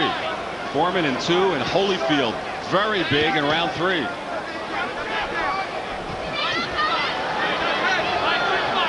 George is not being very accurate with that right hand. He's landing his jabs and a few left hooks. Tiring a little bit, Joe? Well, the way Holyfield just grabbed on him looked like he needed a little bit of a rest himself. But, you know, he recuperates quickly and comes back hard, just like that left hook to the body. Yeah, George is looking a little worse for the wear, but when you take punches like that, that takes a few rounds out of your stamina right off the get-go. George looks to me a little bit tired here, and most experts have said the longer it goes, the more it does favor Holyfield. Well, if he continues to take this type of barrage of punches in the next couple rounds, it's doubtful that Foreman's going to be able to keep up this pace. It was hard for him to do it when he was a young man. He's 42, 43 years old right now. It's going to be a tall order for Foreman if he doesn't land something himself. Another strong right from Evander Holyfield.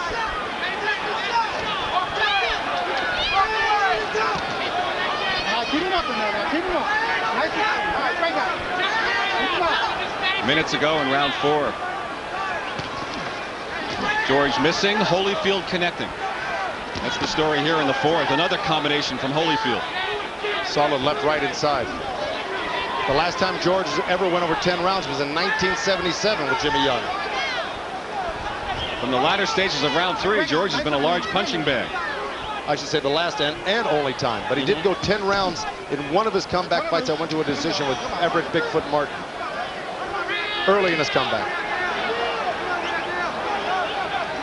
Oh, another strong combination. Foreman's shining moment was round 2. Holyfield just starting the latter stages of round 3 on. It's been all Evander Holyfield.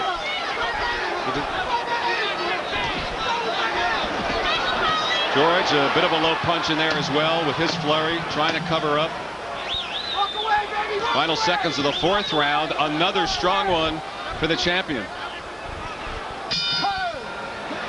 That's it for round 4. I noticed they did bring a stool out for George, and he puts a leg up to stand on the stool. He won't sit on it, but now at least one leg up. Let's go to our judge, Cindy Barton, see how she scored it thus far. Cindy? Lynn, I have it right now 38-37 for Holyfield, but I must say that's been a superior performance for Foreman here. He has, the one thing that Holyfield has found out is that he cannot stand in front of Foreman. He's definitely going to get hurt if he does that. It's all yours, just don't reach. I think they had your third round reversed there, Cindy. We'll check it out as we take a look at the replay.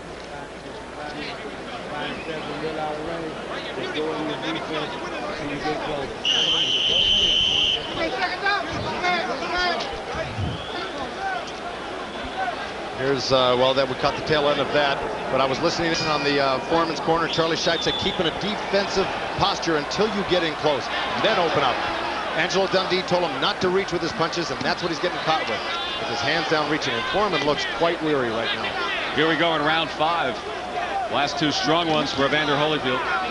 And he continues to press the attack and hit George pretty much at will, and George has not really landed anything in the last 2 rounds, Joe.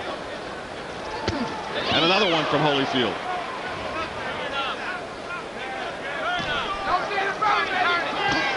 And another right-left from the champion. Left uppercut, right hand. It was grazing, but it still landed.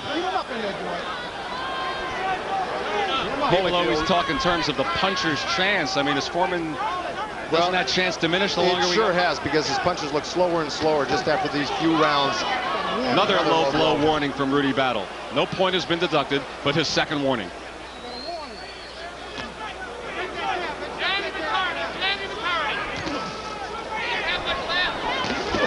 Well, he's fighting. Well, I'll tell you what, that left hook to the body of Holyfield doubled him up, made him pick his leg up, and you heard him grunt. So he's still got a lot of snap in his punch. They just aren't coming real quickly. Well, a couple of effective body blows from Foreman here in the 5th round.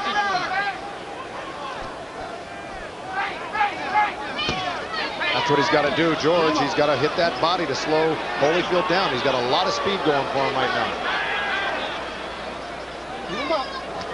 Another one of those lulls. I've noticed every so often the 5th round was critical for Holyfield when he got rocked by Alex Stewart. Sometimes Holyfield lulls, and this is the time of the fight he does that. Well, he's such a busy guy. He's on his toes. He's moving. For a big man, that's hard to do. That's how he takes his rest. He backs up for a minute. Right. Catches his composure, and then comes back to fight some more. He just took a 40-second timeout, Holyfield did, and he's come back. As we near a minute to go in round 5.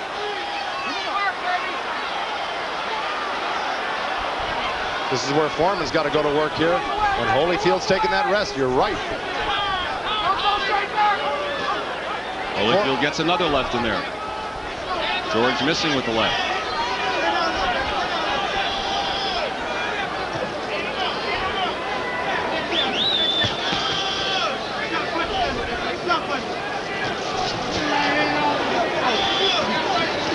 Oh, George missing with that looping right. But and another low left. Through with the left. Foreman connected. Got to give Foreman credit for coming back like he is right now. He looked like a big man last round. Everyone talked about his right hand. He's gotten some good lefts to the chin. And Foreman with another combination.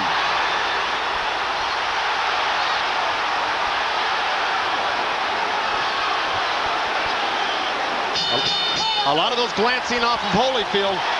But a few of them getting by and really stunning Holyfield. And Foreman coming on strong in the 5th round when he looked like perhaps he was lulling Holyfield into thinking that he was in trouble. Exactly. And this... When the guy hits you with one punch, don't stay there, move. You understand? So you stay there for the next punch. Right? Now don't let him hit you with those punches. Those punches take their toll on you.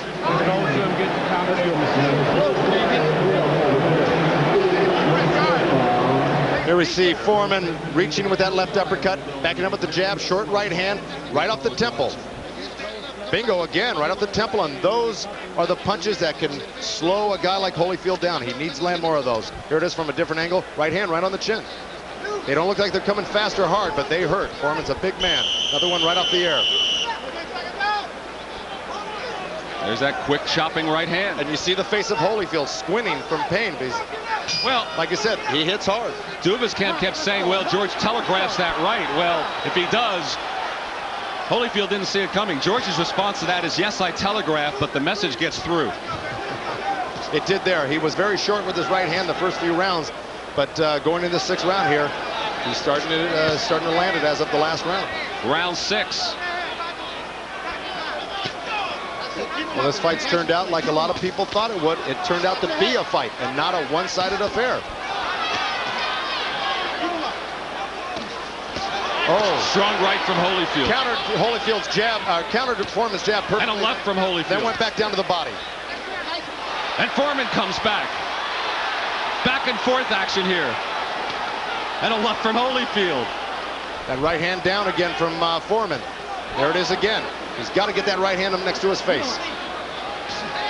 He's got to block that. Pushes it up with the elbow. He tries to deflect it off. Right, but it's not working for him. Holyfield slipping that left hook in right over the low glove of George Foreman. And Holyfield covering up here.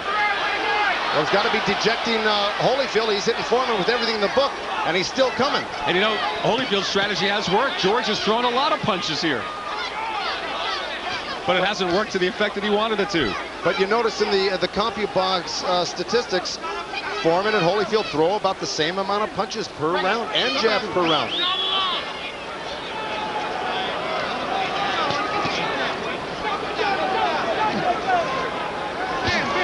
Oh, strong left to the body from Holyfield. And George comes right back again. It's like one of those punching bags, those plastic ones that keep bounce coming right back up at you. But the thing is that those are filled with air. Foreman's filled with solid 257 pounds of beef. Foreman certainly answered most of the critics of his stamina. Inside of a minute to go in round 6. Halfway through the fight right now. George just keeps on coming. And a left-hand jab from Foreman.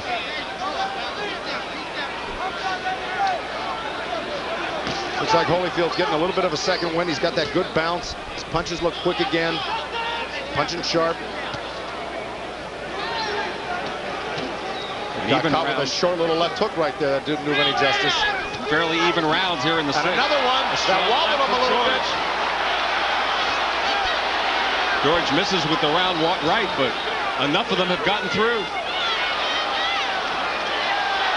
Just when you think George is fading, he comes right back. Both of them. And the same for Holyfield. What a tug of war. And the body shots from Holyfield as round 6 comes to a close.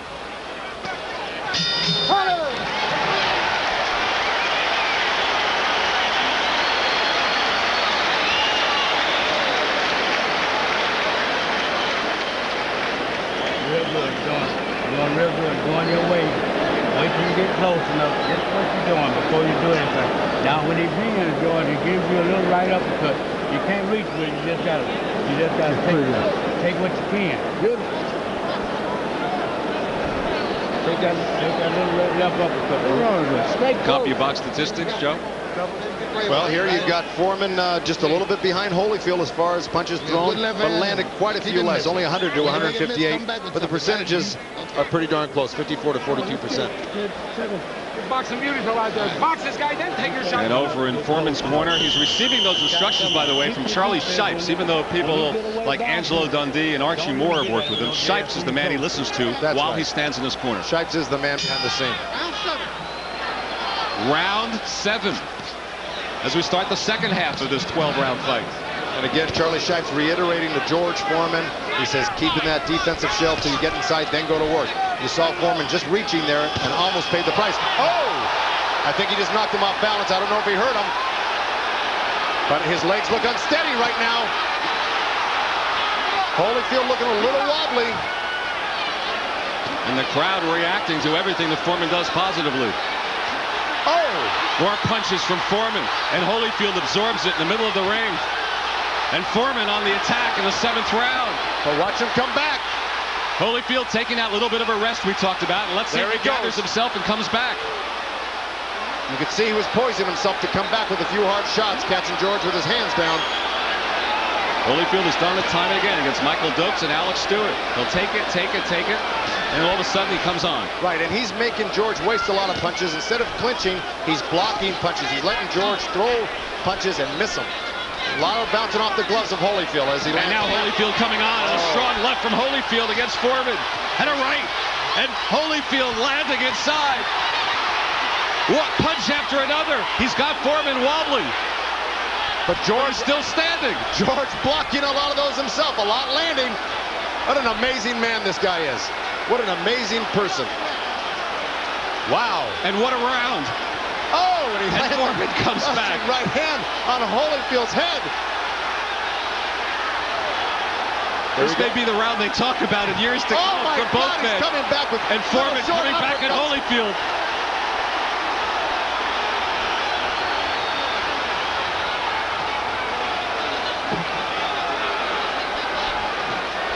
People were discounting George Foreman as merely a fake and a fraud in this fight. He's proven, I hope nobody ever says that again about him. He's proven beyond a shadow of a doubt he is for real.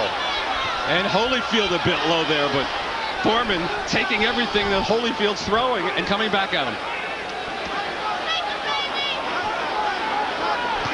Oh, another great left hook by Holyfield. This round is going to go down as one of the greatest all-time rounds in boxing. No doubt about it. Just for the sheer fact that Foreman's still here, but the way he's trading back and forth with Holyfield is unbelievable. And I can't tell you how incredibly entertaining this is in the latter stages of a 7th round that have gone back and forth where they've rocked each other. Well, from the $100 seats to the $1,000 seats, people are getting their money's worth tonight. Final 10 seconds of perhaps a historic round in the annals of heavyweight boxing. And Holyfield coming on strong again. What a round.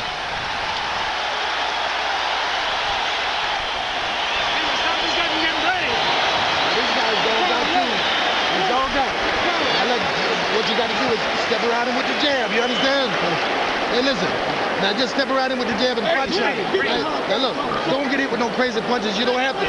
Look. Rock him somewhere in the middle, on elbows. Here we go, we got a replay of that last round. Holyfield taking that right hand, getting rocked, left, right, uppercut, right hand. There's Foreman landing that. Here's another shot. Second time, or this different angle. Right hand, right on the beam. And here's Holyfield coming back. Right uppercut, left hook. Right hand to the chin. Back to the belly. Over the top, right uppercut. Blazing punches. And Foreman riding it out. Here it is. Holyfield again on the attack. Body, head. Boy, what a round. What you heard in the background, between rounds, the crowd in unison chanting, George, George, George. The viewers at home have to be chanting that. Amazing fight.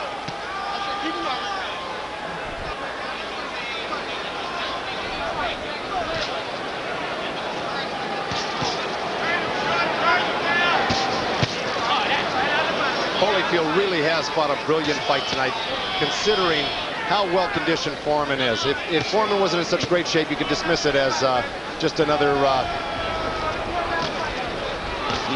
What does a guy like Holyfield say to himself when he knows what he delivered in the last round and George didn't go down? Well, he's got to not get discouraged with himself. He's just got to stick to his game plan. They said they would do it for 12 rounds if need be, and he is.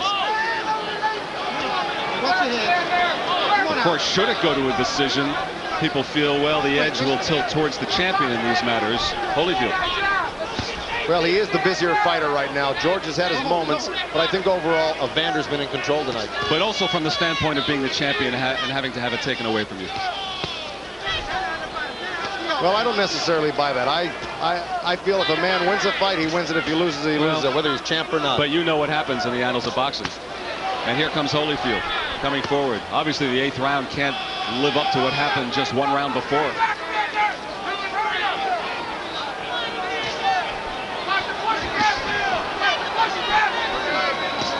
And a left from Holyfield.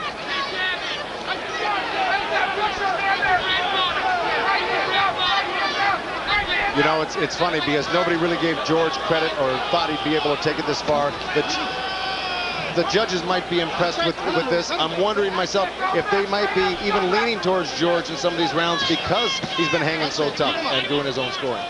It's possible. We'll check with our resident judge, Cindy Barton, between rounds and ask her opinion if she is swayed in that regard.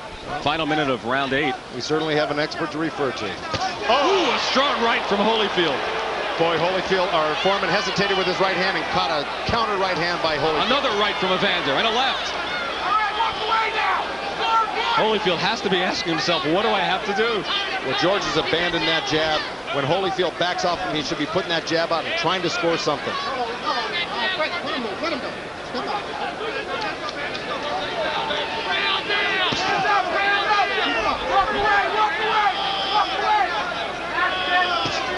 George reacting to the feints of Holyfield and then catching a couple of punches. And Rudy Battle mentioning to Foreman about the elbow, which we alluded to earlier. Oh! Caught Evander with a left hook moving over to George's left side.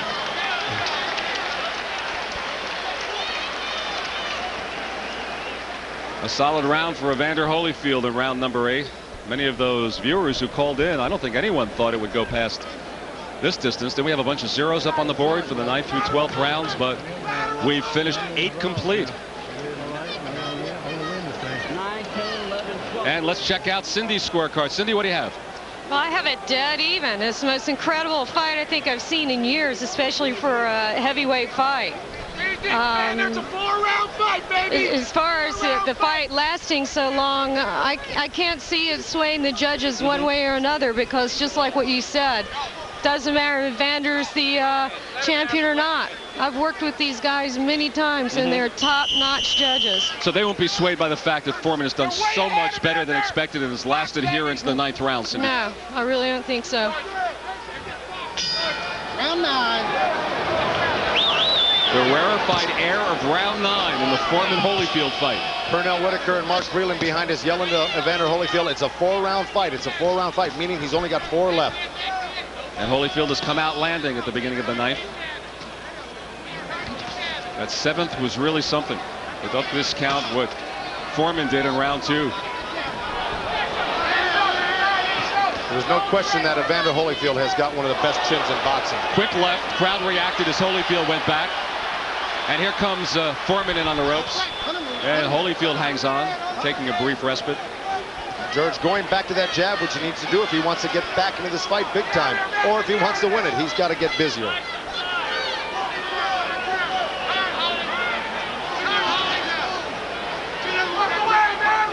Holyfield taking another one of those little timeouts of his. Both hands are free. Remember, almost all of Holyfield's knockouts have come early. Only 2 past the 8th round. And now Holyfield on the attack in round 9.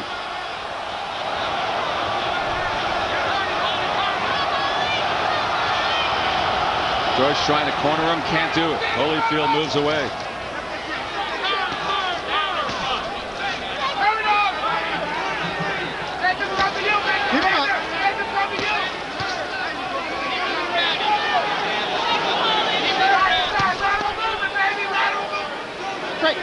The Holyfield supporters behind us crying out for lateral movement on the part of Evander. Not much movement of any kind here. George has really slowed down this round. He's if he wants to get into this fight and take the crown from Evander Holyfield, he's going to have to step it up. Because right now, Evander Holyfield has his number. 3 more strong blows landed by Evander Holyfield. Foreman takes it and comes back for more. The resiliency of George Foreman is a major story here tonight.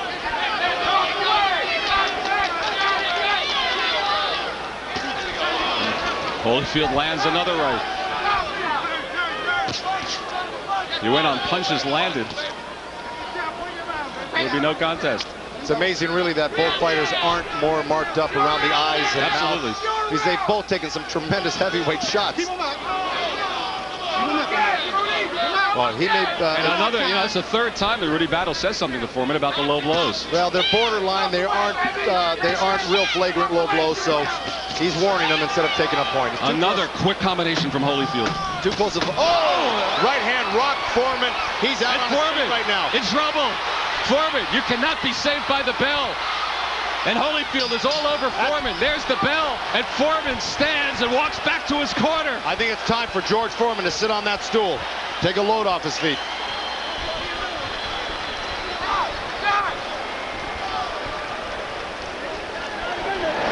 That's where we separate the men from the boys. Beautiful flurry at the end here. Counters over the right, over the jab with the right hand. Left hook, back with the right hand. How Foreman's holding himself up, I'll never know. Bang, right hand, 2 right hands over the ear. He just hit him with everything in the book. Right hand right over his jab. Foreman automatically drops his hands, and he's a sitting duck here for Holyfield's combinations now.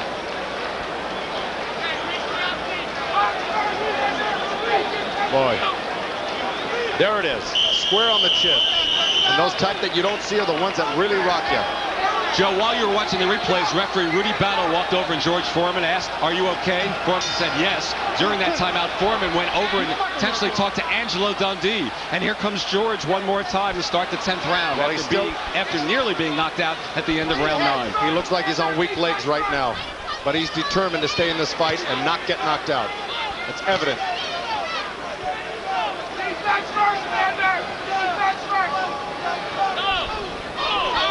You start to think in terms of moral victories at this point, Joe?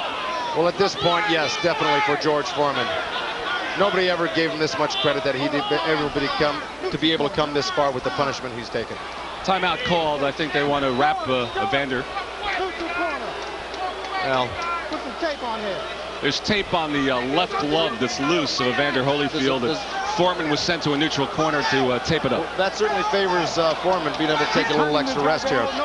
But the thing is that they're taking this timeout for about 1.5 inches of tape hanging off the glove, and they're concerned with that. And here Holyfield's taking all sorts of, or Foreman's taking all sorts of punches. The clock is supposed to stop when that happens. Foreman continues to fight. And Holyfield continues to land. Holyfield's hand speed has really been the difference in this fight. And another left from Holyfield, and 2 more. And you see Holyfield on fresh legs, still dancing, and George with that plodding style, and weakened a bit at the end of the 9th.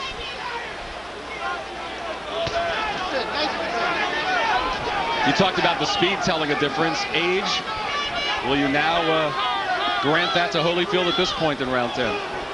Well, you know, George Foreman had a lot more bounce and a lot more speed 10 years ago. The age has obviously caught up with him, but still, he's got enough to hang tough to the undisputed champ of the world. Oh, another. And they trade punches. Punch for punch. And Holyfield landed a strong right at the end of that flurry. And Foreman lands a combination. He landed a strict 1-2, but it looks like it's going to take more than a couple shots to hurt Holyfield. Throughout this fight, George has landed 1 or 2 at a time. It's going to take more than that. And the crowd comes alive as George landed a few as the 2 of them wrestle in center ring. And Holyfield lands some more.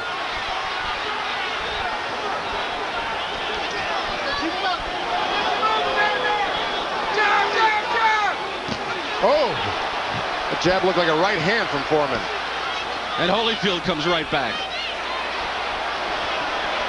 Well, right now it looks like Holyfield is the one who's tiring out in this 10th round. Of course, he's thrown a lot more punches than George, but then again, George has taken quite a bit of punishment. It's amazing he's got this much stamina. The crowd booing when the two of them take those breathers up against each other. Foreman missing with the left. Remember what happened in the final 10 seconds of the 9th round? Well, we're in the same territory here in round 10. And that's it. George really starting to swell up around the eyes now.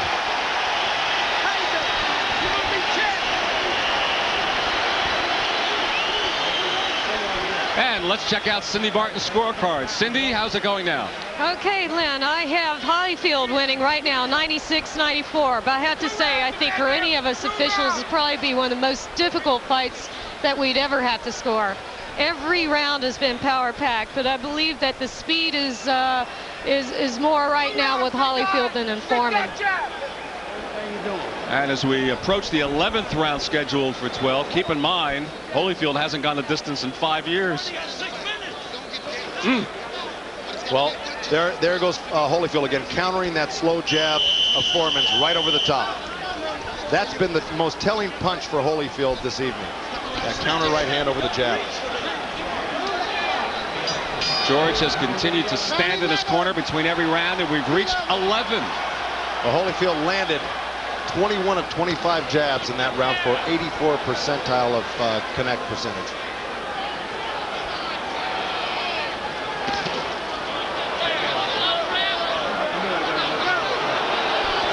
And now he is deducting 1 point for the low blow. Rudy Battle, he had warned him 3 times and deducted the point there in the 11th. The judges have it scored as closely as Cindy thinks they do.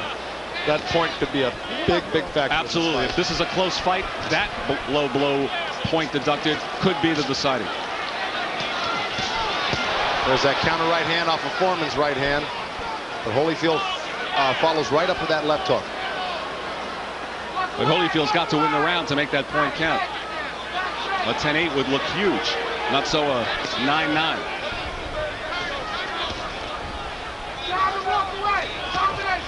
We've had no knockdowns.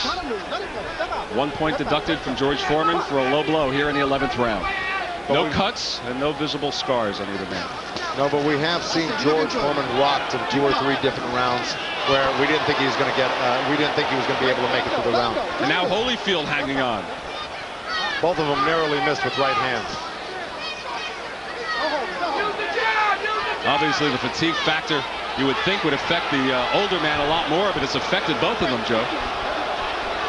The crowd booing. They don't like the fact that the younger man Holyfield's holding on here in this situation. He's grabbing George around the waist. Those boos are directed at Holyfield.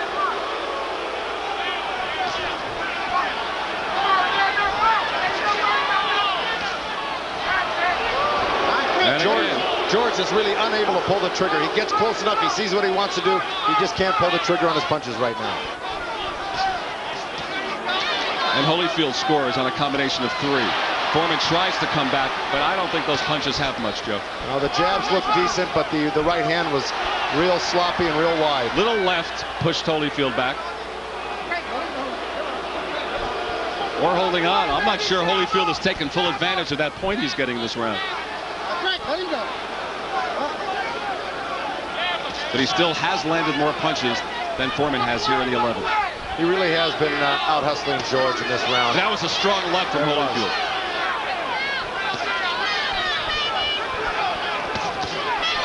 George trying to cover up, and Holyfield landed. And another strong right, and a left from Holyfield. And one to the body from Holyfield. Another strong right from the champion. What's the line about weebles wobble, but they don't fall down? Well, let me tell you something right now. George Foreman is coming back with his own body shots after taking those dynamite right hands to the head. Unbelievable. And that does it for the 11th round, and it brings the crowd to its feet one more time.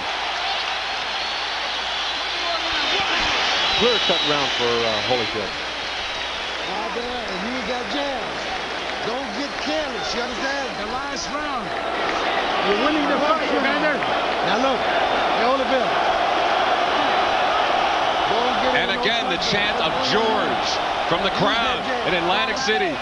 Angelo Dundee chewing Rudy Battle out for taking that point.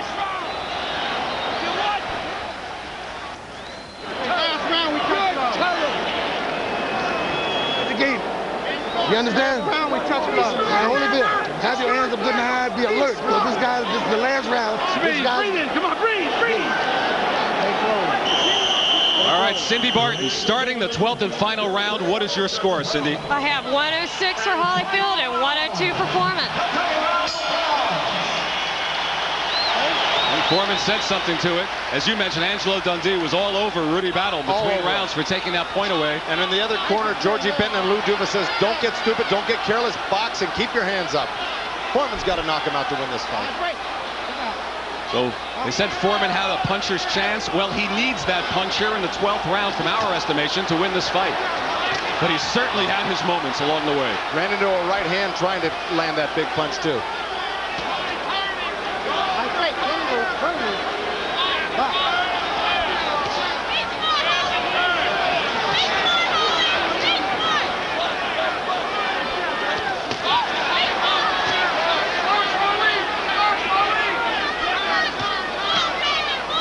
Holyfield basically has to stay away from one big bomb, but he lands a right.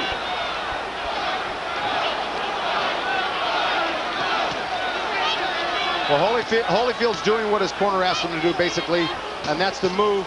But he shouldn't be punching as much as Lou Duva doesn't want him punching this much, but he sees Foreman as a target, and he's going for it anyway. And Archie Moore just stood up in George's corner and said, go at him, punch, gave him the fist sign. Archie, of course, was the oldest to fight as a challenger for the heavyweight title. And George has 95 seconds left to try to punch him out and regain that championship, which he lost 17 years ago.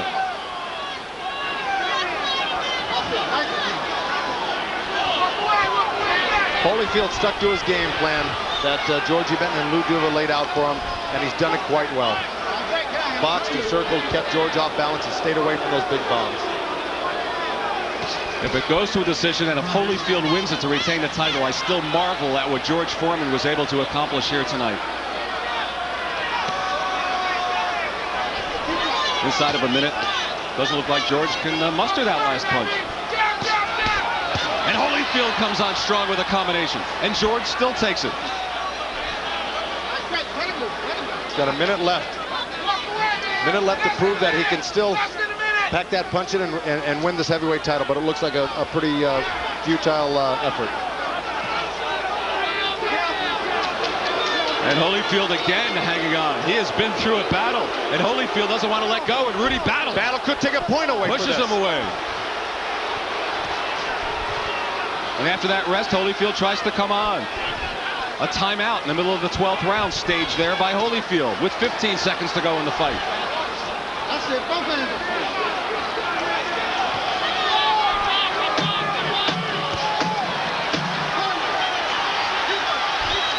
The old man has gone the distance, and the crowd at the Atlantic City Convention Center comes to its feet to applaud that.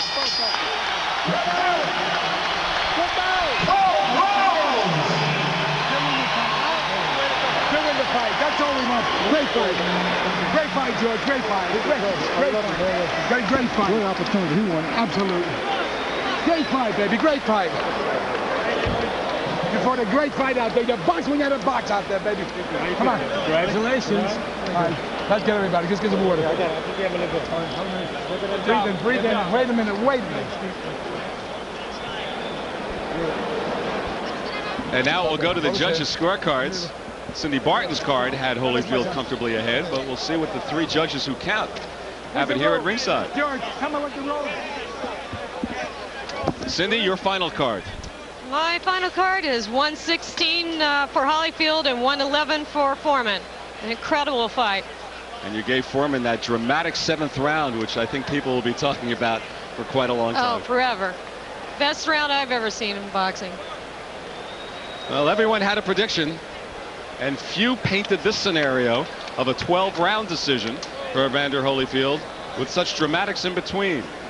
Holyfield with a big third round. The 7th round went back and forth, just dramatic. The 11th round, a point deducted for low blows by referee Rudy Battle after 3 earlier warnings in the fight. And we'll take a look at the final CompuBox. We expected Holyfield to throw more punches, but that total of 444 from Foreman was quite good. You see Holyfield's percentage, and that's why, by all rights, he should win the decision. 61%. And it was quite a show. You know, we're all kind of had our fingers crossed when we said fight or farce, and it's certainly all those people who said that it was too dangerous for Foreman and the fight would turn out to be a farce. Well, they were all wrong, and they certainly have a lot to be proud about in George Foreman and the fight he carried on here tonight. What a show, particularly that 7th round. Typical crowd in the ring. Neither man was cut. As you see, they are working on welts to try to get them to go down. George looks as good as possible for the post-fight interview. Let's go to Michael Buffer for the decision. Let's have a round of applause for these 2 heavyweights. 12 rounds of exciting action. Nobody thought they'd do it. And now from the Trump Plaza Hotel and Casino here in Atlantic City, we go to the scorecards. Eugene Grant scores the bout 116 to 111. Tommy Kazmarek has it 115 to 112. And Jerry Roth scores it 117 to 100 for the winner by unanimous decision. And still, undisputed heavyweight champion of the world, the real deal, Evander Holyfield. But how about that little wink and smile from George Foreman when he realized Holyfield was the winner? Foreman, it's trite to say, but Foreman was a winner in many respects here tonight as well.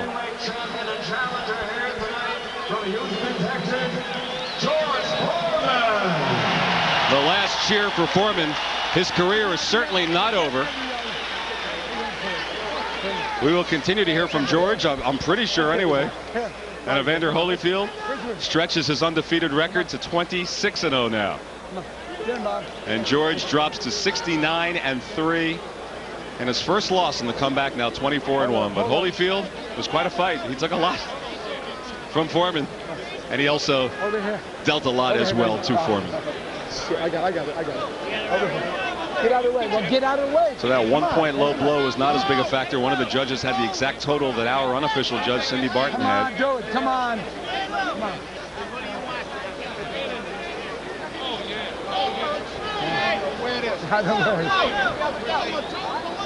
Look at Tony. Look at Tony. Lou Duva, the trainer, and Evander Holyfield, his champion. The fans who came to Atlantic City, I can't speak for all of them, but I trust they were not disappointed by the performance of both fighters here tonight. We'll be going to Joe Goossen shortly in the ring for the post-fight interviews.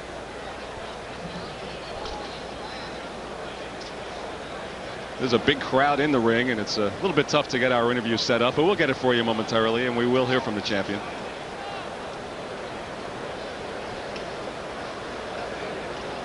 All right, I think we're set now in the ring. Let's go to my colleague Joe Goossen. Joe, take it away. Thank you, Len. I'm here with Evander Holyfield and Lou Duva. Evander, was it a tougher fight than you thought tonight it was going to be? First of all, I'd like to thank God for the victory and thank everybody that's prayed. And, you know, I'm fighting against a well-blessed man, George Foreman. He proved that, you know, he's very tough. I'm glad I didn't take him for granted. I knew that the man was full of the spirit just like I was. And it's a matter of, you know, who wanted it the most. And I feel that, you know, young age, by me being young, as I would just say, to pull it out a little bit more. What was the biggest reason you felt that you won this fight tonight, Evander? Well, I feel that I scored more punches than George. And I boxed him. You know, he was strong throughout the whole fight. And I feel that I hurt him a lot of time, and he was clever enough to get himself out of trouble when he was in trouble. Were you sort of amazed at the way he recovered from some of those shots you hit him with? You hit him with 4 or 5, 6 shots at a time, and he never went down. Well, you know, not a point of amaze. George is a determined fighter. I feel that, you know, I have to earn a knockout. You know, the man showed that, you know, he wasn't going to take anything lightly, and I put it out, and he was able to take it, and that proved that, you know, he was an old man. He had that desire to win. Now, you stuck to your game plan beautifully that Lou Duva and Georgie Benton laid out for you. Lou, were you happy with the way he executed his game plan tonight? Oh, absolutely, Joe. I mean, we weren't looking for a knockout. I said that right at the outset. We're looking to win the fight any way we can win it. If we got to go 12 rounds, we're going to go 12 rounds. He's capable of boxing. That's all we were concerned about. We told him if he sees a shot, take it. But outside of that, keep boxing, snap that jab, and keep turning him, and let the guy waste himself. And that's exactly what he did. It seemed like George couldn't get off. It looked like when he had his arms crossed, he couldn't counter punch. And when he did decide to punch, you were too far away from him to do anything. Well, I tried to confuse him. At times he had me confused. George is a lot quicker than people might think. He had a good jab, and he throw punches from unusual boxing stance. So yeah, he throw that uppercut and that kind of round off right, and it kind of kept me puzzled a while. Well, I knew that if I could knock him out, I had to stick to my game plan by using the jab, getting in there, making him spend a lot of energy. Was he as powerful as people make him out to be? Rate his power for us. Well, definitely, George can hit. He never cleanly hit me with a good shot on the chin, but it showed they had enough power when he hit me to knock me off balance. Do you think that George should continue in this game, or do you think this should be his last fight, Evander? Well, I think that's up to George. George got enough power and a lot more finesse. A lot of people take George for granted. He got a lot of boxing skills, and he's strong, and I think he's very competitive. It's all up to George. I think George fought his heart out. He showed me more, not than I expect, but I wasn't looking for George to be so determined and in such good shape. He was like in a fight throughout the whole. He was in a fight. Let's talk about business here, Lou. What's next for Evander? What would you like to see him do? Well, you know, we have two guys ahead of us. We had Foreman and we had Don King. We'd love to fight Mike Tyson, but we can't fight Mike Tyson as long as King is there. We're ready to fight Mike Tyson starting Monday. We're ready to sit down and negotiate. If he don't want it, we'll go number 2, we'll go number 3, we'll go right down the line, but we're going to fight somebody. If it's Mike Tyson, fine. If not, we'll go to the next guy. All right, Lou, it was a great fight, a great victory for your camp. And Evander, you proved tonight that you are and deserve to be the undisputed heavyweight champ of the world. Thank you. All right, Joe Goossen and Len Berman again at ringside, and I think the quote that Evander Holyfield had out of that interview is, "I'm glad I didn't take him for granted." And in answer to the question why he won the fight, well, landed more punches, and that was really the story from our CompuBox statistics and what we were articulating as we went on through the fight. And it really was quite a give and take, and that 7th round will live on in annals for a long time to come as both of them rocked each other. And let me bring in our host, Cambrell Marshall. And what was your view, Cambrell, from high above the auditorium? Well, Lynn, I was very impressed because of all the media people and fans alike who didn't give George Foreman a chance. He came out and proved otherwise. You know, before the fight, we talked about the fact that Foreman said that he wanted to leave this fight as the people's heavyweight champion of the world. Well, he leaves the fight this evening without the heavyweight championship, but I dare say that he leaves in the minds of many people here still the champion. He came in and he showed, and that 7th round we talked about certainly is going to live as one of the more exciting rounds. And I was impressed by the way that Foreman still can take a punch. It has something to say about the skills of Evander Holyfield to be able to fight a game plan just the way they planned it, to take a few punches, make George get tired and go ahead and deliver some blows back. But I was very impressed with the way that George Foreman was able to take Holyfield's punch as well. And it's been a long time since I've been able to see heavyweights give and take throughout a 12-round fight like these heavyweights did. And when you think about the size of a George Foreman, I think, Len, that makes it all that more impressive. Well, it was. There will be some nitpicks about Evander Holyfield. Those rests he took during rounds, holding on. The crowd reacted negatively to that. There will be those who will say he didn't put the old guy away. But I think that'll just be the story that will follow Evander Holyfield along. And if that Don King situation gets resolved, as Lou Duva puts it, and if Holyfield can fight Mike Tyson, that will be the story right into that round. People will say, well, didn't put him away. Well, Foreman took a lot tonight, as you mentioned, and we're vamping a bit here, Cambrell, because we are still hopeful of getting a word with George Foreman. He left the ring immediately to the cheers of the crowd, went back to his locker room, so we are hopeful in a couple of seconds we will be able to hear from Foreman and the game job that he put on tonight. You know what, Lynn, we talked about the politics perhaps coming into play with the Duva camp saying they want Tyson, but they don't want King to be a part of it.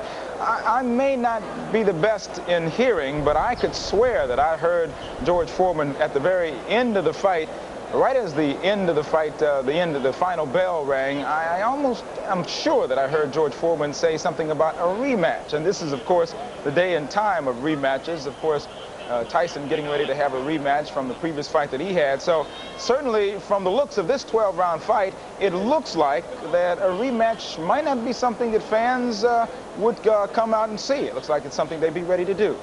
Yeah, I think so. I think, as we mentioned, George Foreman, we're waiting to hear what he has to say. We can't put words in his mouth, but we think his career goes on. Holyfield fight does have some interest, particularly when the fight is replayed and shown more on cable and conventional television, and people get to see that 7th round. And don't forget the 2nd round, too, when George Foreman rocked Holyfield pretty good. There was some very strong flurries thrown by Foreman, which will pique the public's interest even more about this big guy. So if he was the people's choice before, even in defeat, he may come out a winner as well. And I know, you know, that's corny when you talk in terms of moral victories, because there aren't. I mean, there are wins and there are losses, but there are all degrees. And in Foreman's case, I really have to say from my heart, it was a moral victory of sorts.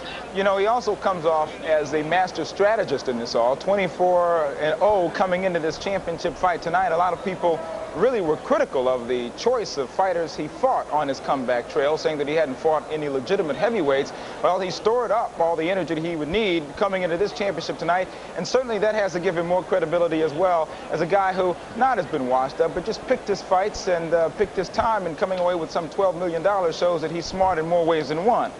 Well, for those of you at home and elsewhere around, we'd like to tell you that George Foreman will be speaking with us shortly. He did put out a request for a pair of sunglasses, so Cambrell, if you can run him down a pair of your shades, will help us get that interview accomplished, because Joe Goossen has headed back to the locker room area, and we will be hearing about George plans, and we hope that comes up very shortly. Cambrell, as so much was made in some quarters of personal problems that Evander Holyfield supposedly had, and as he proved here tonight, that was all just talk. As most of it was. I mean, very few people predicted a full 12-round decision. Nobody thought that they'd have the give and take back and forth. Everyone talked about the one big punch from George Foreman. That didn't happen. Evander Holyfield still up in the ring, and a lot around ringside are waiting for him to make his way back through the crowd, as he is still the undisputed heavyweight champion of the world. And what a show it was.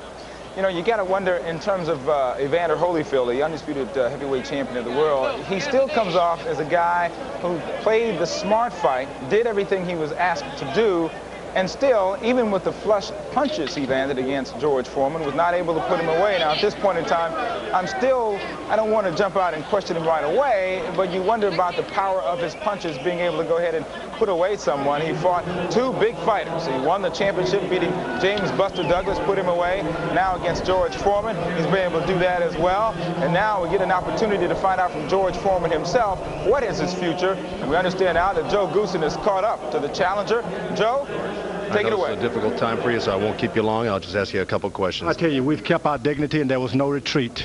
It's honor. Every young man out there, 35, 40, and 50, can be proud of themselves.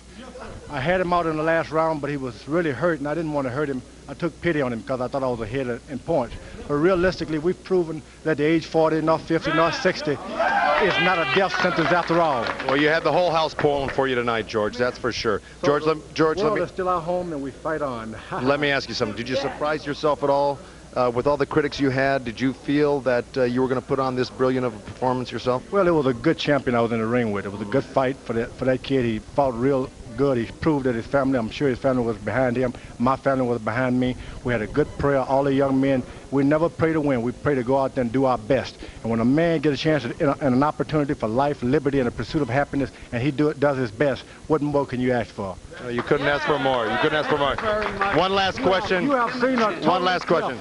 George. You have seen a total eclipse. George, let me ask you something. Once in a lifetime. Like the 8th wonder of the world. Never will you ever see this again. George, it'll take 50 years before another generation sees something like this. We're a man closer to 50, 60 than he is to 20 and 19. Show the whole world by going toe-to-toe. And the young man is holding on for his breath. And we keep going. Boy, I tell you, what is happening to the world? All senior citizens around the world can be proud of themselves. Hip, hip, hooray!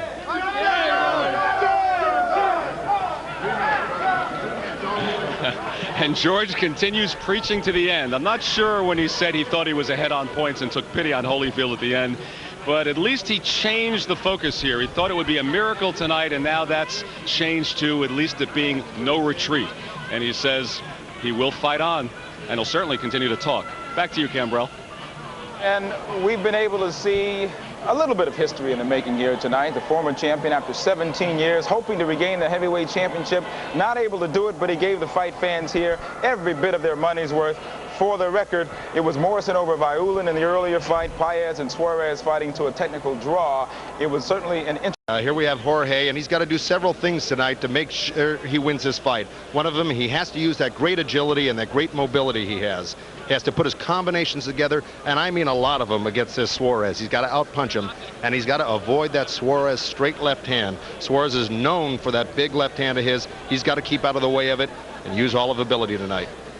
Now here we have Lupe Suarez, as we know, is a tough puncher. He's taller than Jorge Paez, and he's got to cut that ring off on him. He's got to keep him from moving around him so much, and he's got to keep Paez on the end of his power punches. That means that jab and left hand, he'd like to keep him on the end of it, keep him away from the inside, and also use that strength to wear out Paez. He's natural lightweight is Suarez, and he does have the physical strength advantage on him. And the fighters have entered the ring. Good look at Lupe Suarez, 30 years old, out of Corpus Christi, Texas. 29 wins, 3 losses, 24 by knockout, and he is a southpaw. So keep your eye on that as you formulate your own strategy at home. And the ever colorful Jorge Paez, he entered the ring this evening in a full-length mink coat. There he goes. I mean, he'll chat with anyone. 37-3, 26 knockouts. Jorge was the IBF featherweight champion. He vacated that. He tried for the IBF junior lightweight title, lost the decision to Tony Lopez. So now, as a lightweight, and colorful, and fun to watch, and a new hairdo. He always has a new one. And one hairdo outdoes the other one. His last fight, he had something bizarre. This fight, he's got something new. I hate to see what he's going to have next fight. And our tail of the tape, Suarez 5 years older, 3 inches taller, 2 pounds lighter. And Paez, years as a pro, 6. It seems like he's been on our consciousness much longer than that. Well, he's gotten so much network exposure. Seems like he's been around for a long time. And with us at ringside with our TVKO fights, Nevada State Judge Cindy Barton. Cindy has judged over 400 fights, many championship fights all around the world. And Cindy, welcome. And what are the rules for our first fight tonight? Well, Lynn, the New Jersey State rules for this 10-round fight, we're governed by a 10-point must system. The referee does not score the fight tonight. The standing 8 count is in effect. The 3 knockdown rule is in effect as well. The bell cannot save the fighter in any round, including the 10th, and the doctor can stop the fight. So there will be a standing 8 count. There won't be one later on tonight for Holyfield and Foreman. All right, let's go to the ring announcer, Michael Buffer, for the pre-fight introductions now. Ladies and gentlemen, good evening and welcome to Atlantic City's Convention Hall by way of Donald J. Trump's Trump Plaza Hotel and Casino here on the boardwalk in Atlantic City, New Jersey. Tonight, Main Events Monitor Productions, in association with Top Rank Incorporated, presents professional boxing for your entertainment. All these bouts are sanctioned by the New Jersey State Athletic Control Board. Boxing Commissioner Larry Hazard Sr. The chairman is Jerry Gormley. Board members Gary Shaw and Richard Harrison. Deputy Commissioners Lawrence Wallace and R. Yogi Hiltner. The 3 judges for this bout are Frank Brunette, Al DeVito, and Deborah Barnes. Chief ringside physician Dr. Frank B. Doggett. Attending physicians Dr. Dominic Coletta Jr. and Dr. Earl Shaw. The timekeeper for all the bouts this evening is Roosevelt Gilbert. Counting for the knockdown seconds for this bout is alternate referee Steve Smoger. And now, ladies and gentlemen, this is a special 10-round bout in the lightweight division. The referee for this bout is Randy Newman. Introducing first, fighting out of the red corner, wearing the pink trunks with black trim, he weighs an even 133 pounds. Has a professional and outstanding record, 29 victories with 24 KOs. Only 3 defeats from Corpus Christi, Texas, ranked number 10 by the IBF. Ladies and gentlemen, Lupe Suarez. And his opponent fighting out of the blue corner, wearing the white and silver trunks and weighing an even 135 pounds, also an outstanding record. 37 victories with 27 KOs. Only 3 defeats, 3 draws from Mexicali, Mexico. Ladies and gentlemen, the former featherweight champion of the world, Jorge Marromiro Paez.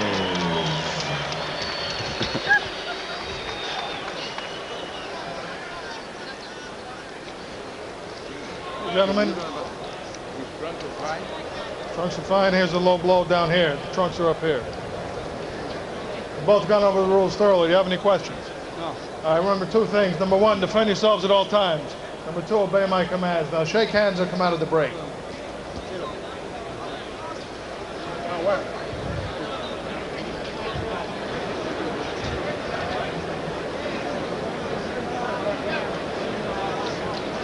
Well, if Paez doesn't want to box tonight, you could have a game of tic-tac-toe on his head. And here we go, round one, scheduled for 10. The ever colorful, you saw him try to take a bite out of the camera before. Paez and the southpaw in the pink trunks, Lupe Suarez.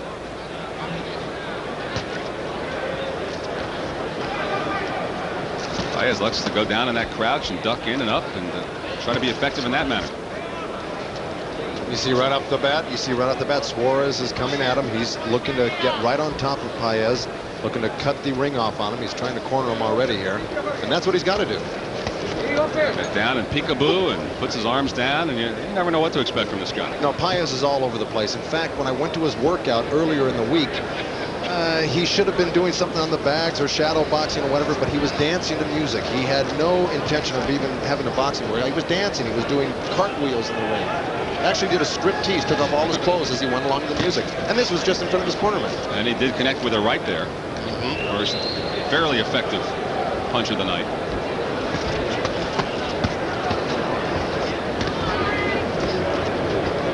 That right hand is already straying low by Lupe Suarez on top of Paez's hip. And Suarez gets a left hand in against Paez against the ropes. Paez is calling and cheering out loud. A war cry. I don't know if you can pick that up on the mics. He's trying to howling over there in the corner. Right, he's trying to psych himself up. He took a few good body shots from Suarez and felt his power. I think he's trying to psych himself up right now. He's really certifiable, isn't he, Joe? Yeah. Well, he picked the right business, boxing and a clown.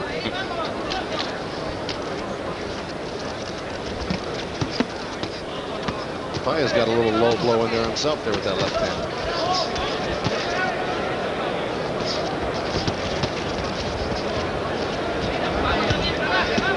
Suarez connecting as Paez missed with an uppercut. Suarez is scoring points. And the bolo wind up and a couple of quick little uppercuts, not doing a lot of damage from Paez. Suarez may feel a lot more comfortable at 35 than he did at 30. He lost both of his title tries at 130 pounds and got knocked out in both of them. Said he had a hard time making that weight. He looks strong at 135. Good right from Paez. Like I said, this is a tall order for Paez. He had a hard time even hurting the 130-pound champ, Tony the Tiger Lopez in Sacramento a few months back. Here he's going up 5 more pounds.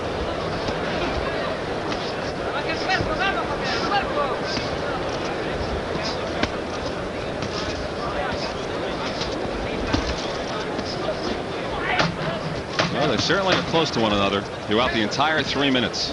Neither lost sight of the other as the first round winds down here. Some Paez got him hurt. Paez.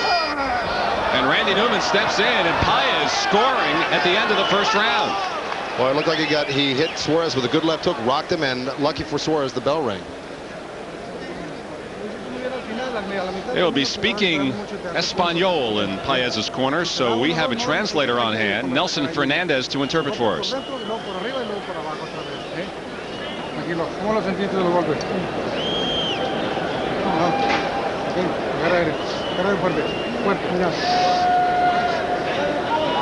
When you punch, you got him. This looks like the part at the end of the round here. Well, they both exchanged punches. Paez landed his right, and then he follows up. Suarez is wobbled here, you can tell. Lucky for him, the bell rang. There's a right hand right on the chops. But he landed his own right hook on Paez, but it didn't seem to affect him as much as Paez's punch did Suarez.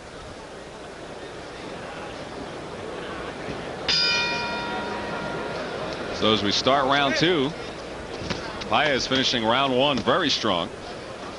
Well, there's a little headbutt in there, and he is, I don't know if he's cut, but it certainly took his concentration off, and he took a couple sharp shots from Suarez. Paez backed off, put his right glove up towards his face, and was stunned momentarily. And now he's blinking on that right eye. Well, that eye isn't bleeding, but it certainly has already swelled up. A couple more punches on that could be completely closed, Len.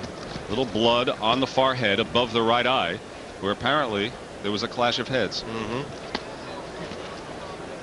And continuing to work very close inside. See Paez trying to hold Suarez's right hand. You know, that could become a factor later on this fight, and Randy Newman should have made note that that was a accidental headbutt, and that was not caused by a punch.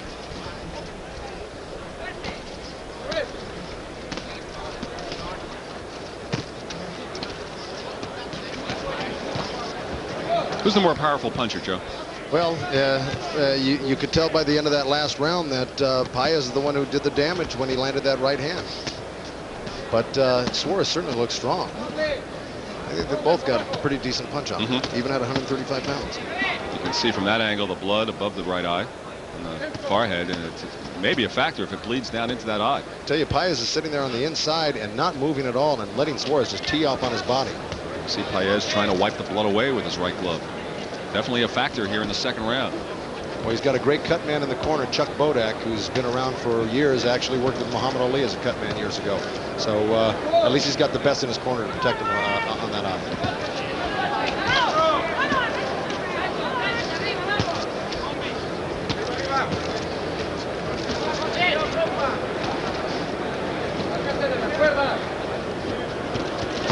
And Paez with a strong left.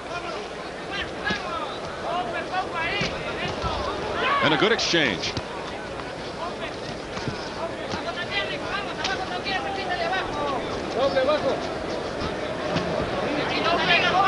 They're right above us here. And that right eye with the blood all around it on Paez, but he's fighting out of there, working against the ropes and ducking.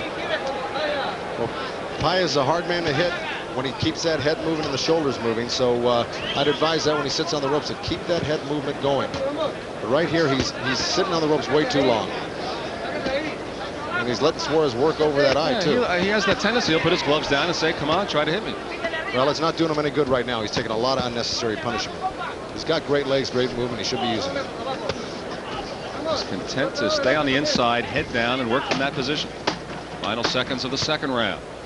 At the conclusion of this round, we will hear from the translator, Nelson Fernandez, in the Paez corner.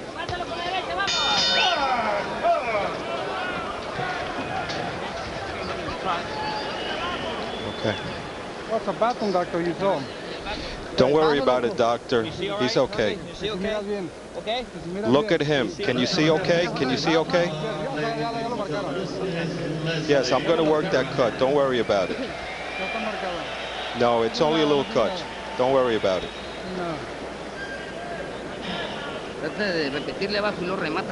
You have to keep working downstairs and then come upstairs. Work downstairs and then come upstairs.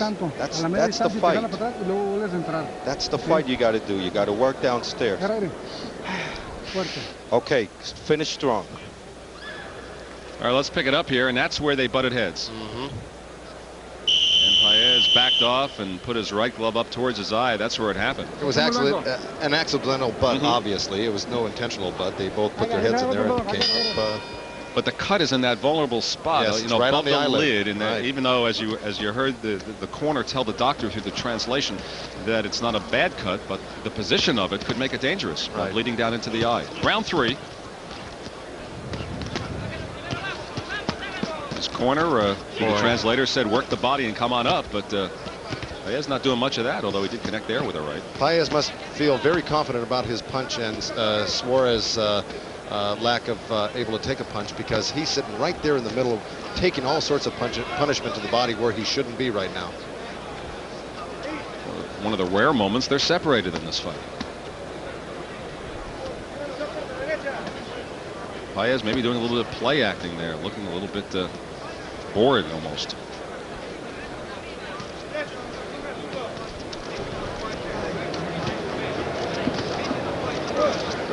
I'll tell you what, you got to be scoring basically these rounds, except for the first round where Suarez got hurt at the end of the round. You got to be giving these rounds to Suarez. He's busier, he's hitting harder, he's really carrying the fight to Paez. And we will be checking in with Cindy Barton periodically to see what her scorecard looks like, as we scored unofficially at ringside.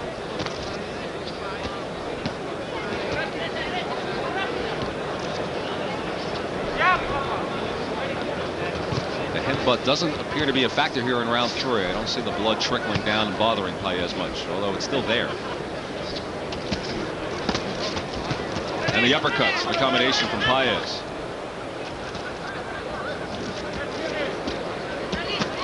Oh, that was a good right hand, straight to the chin. And another one. Paez scoring, an uppercut as well.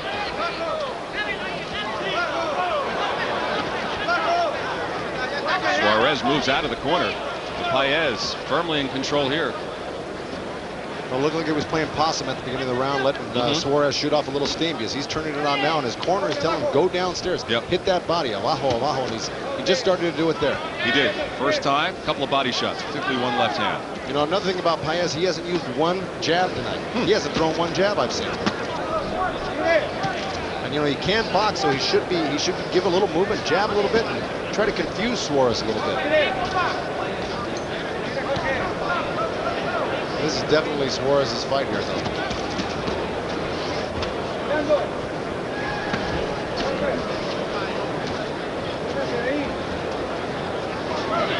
Paez looking off to the side as if to say he's got nothing. Went with the bolo punch, so Paez starting with a little theatrics here in the 3rd round, and then well, it looks like Suarez is cut terribly right now above his eye also. I couldn't tell if that was just the blood coming off of Paez or no, you're right, he is. And let me tell you, he's cut in the same spot as Paez, and he's going to work on it. And now Paez starts with the show as the round comes to an end. Jeez.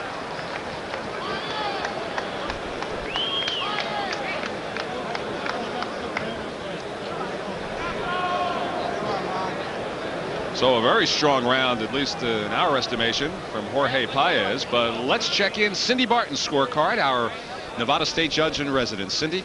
Well, Len, I have Paez winning right now. I have 30-27 right now. The reason is because Paez is disabling Suarez. And from what I could see, he may not be as busy, and he finishes strong.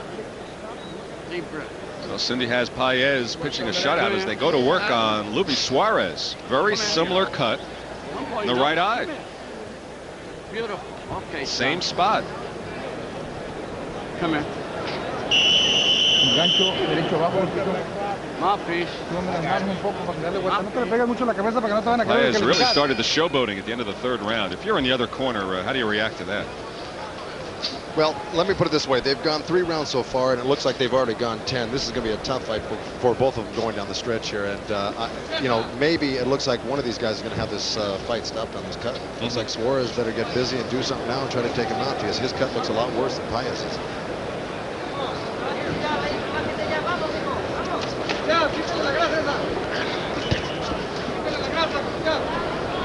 We're in round 4, scheduled for 10. Lightweights, non-title bout. Undisputed lightweight champion is Sweet Pea Pernell Whitaker.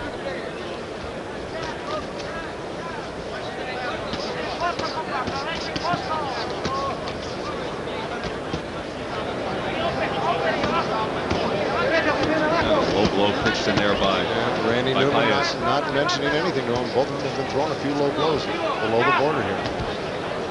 And good left from Paez again. Paez bleeding profusely out of his right eye. More so, this is a battle of bleeding eyes is what this has come down to. Well, that's the trouble you have sometimes with the southpaw and right-hander. Their heads tend to clash. They both lean the same way a lot of times on the inside. Now Paez moving away and not fighting from the inside. A little bit of distance now for the first time in this fight. And that's what he should have been doing from the beginning here. But, you know, at least he's doing it now. But the inside fight for him is not where he should be. Particularly with the bleeding situation. Well, he doesn't want that to get any worse. And on the inside, you're going to have more chance of it getting worse there, Lynn. And a chance of another butt. Paez content to let Suarez expend some energy with that combination, but I didn't see much damage done. They were off the arms, but those will make you tired. You keep letting somebody do that after 3, 4, 5 rounds. Your arms are going to get a little weary. You're going to lose a little strength. And he just caught Suarez with a great left hook. Misses with the right. Inside of a minute to go in round 4. Oh, another great left hook right to the top of the head. And Paez doing a little bolo move. He's being just held. And Randy finally steps in. just a little bear hug. A little bear hug and a little hoochie coo on the inside there by Paez. That's got to be discouraging to a fighter. You think you're hurting a guy and then he wants to dance with you.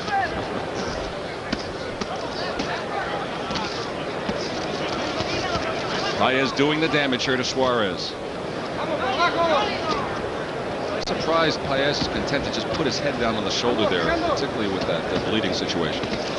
Well, that was a great body shot right to the liver, left hand.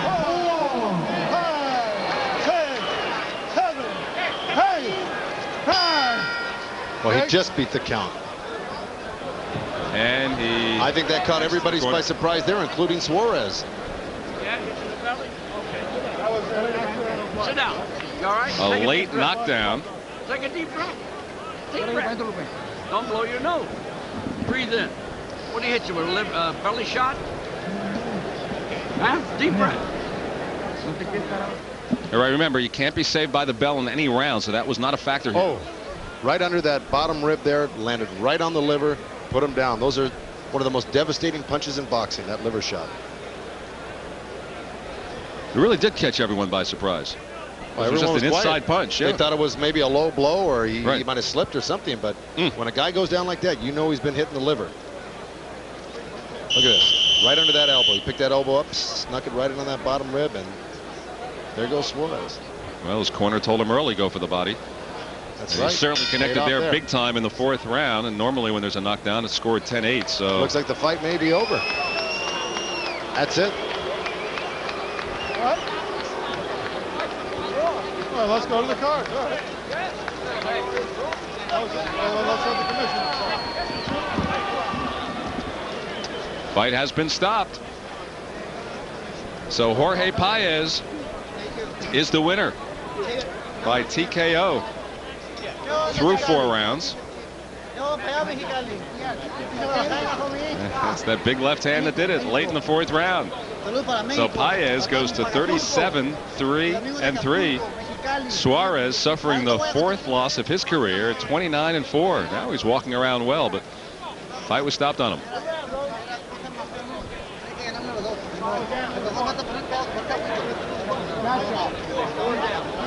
And one more look. This was late in the 4th round, inside of 10 seconds. It almost looked from that angle to be glancing, but obviously did a lot of damage. And Suarez immediately went down to all 4s. And you'll see an angle here. Really didn't catch him totally flush. Just glanced. Well, obviously went through and past his body and created the end of this fight, surprisingly so, at the end of the 4th round. He did get up. He did make it back to his corner. Although the bell had rung, he was not saved by the bell. But that is the end of it. And the colorful Jorge Paez, successful as a lightweight. First time out in that division.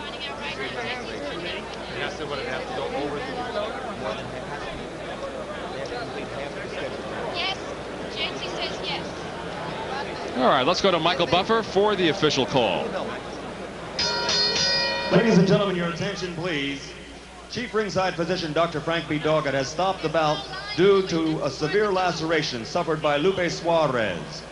The laceration was caused by an accidental headbutt, and because half of the scheduled rounds were not completed, we do not go to the scorecards. Therefore, this is a technical draw.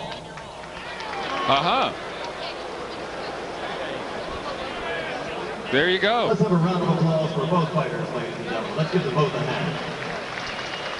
All right, let me bring in Cindy Barton. Obviously, both fighters were affected by the same headbutt. And Cindy, take it away. Well, when it comes to that point in the fight, as far as the headbutt goes, they couldn't go any further, and that was simply it. And they stopped the fight. And how many rounds will they wait till they check out the scorecards? They would go to, if I'm correct in saying this, they would go to the 4th.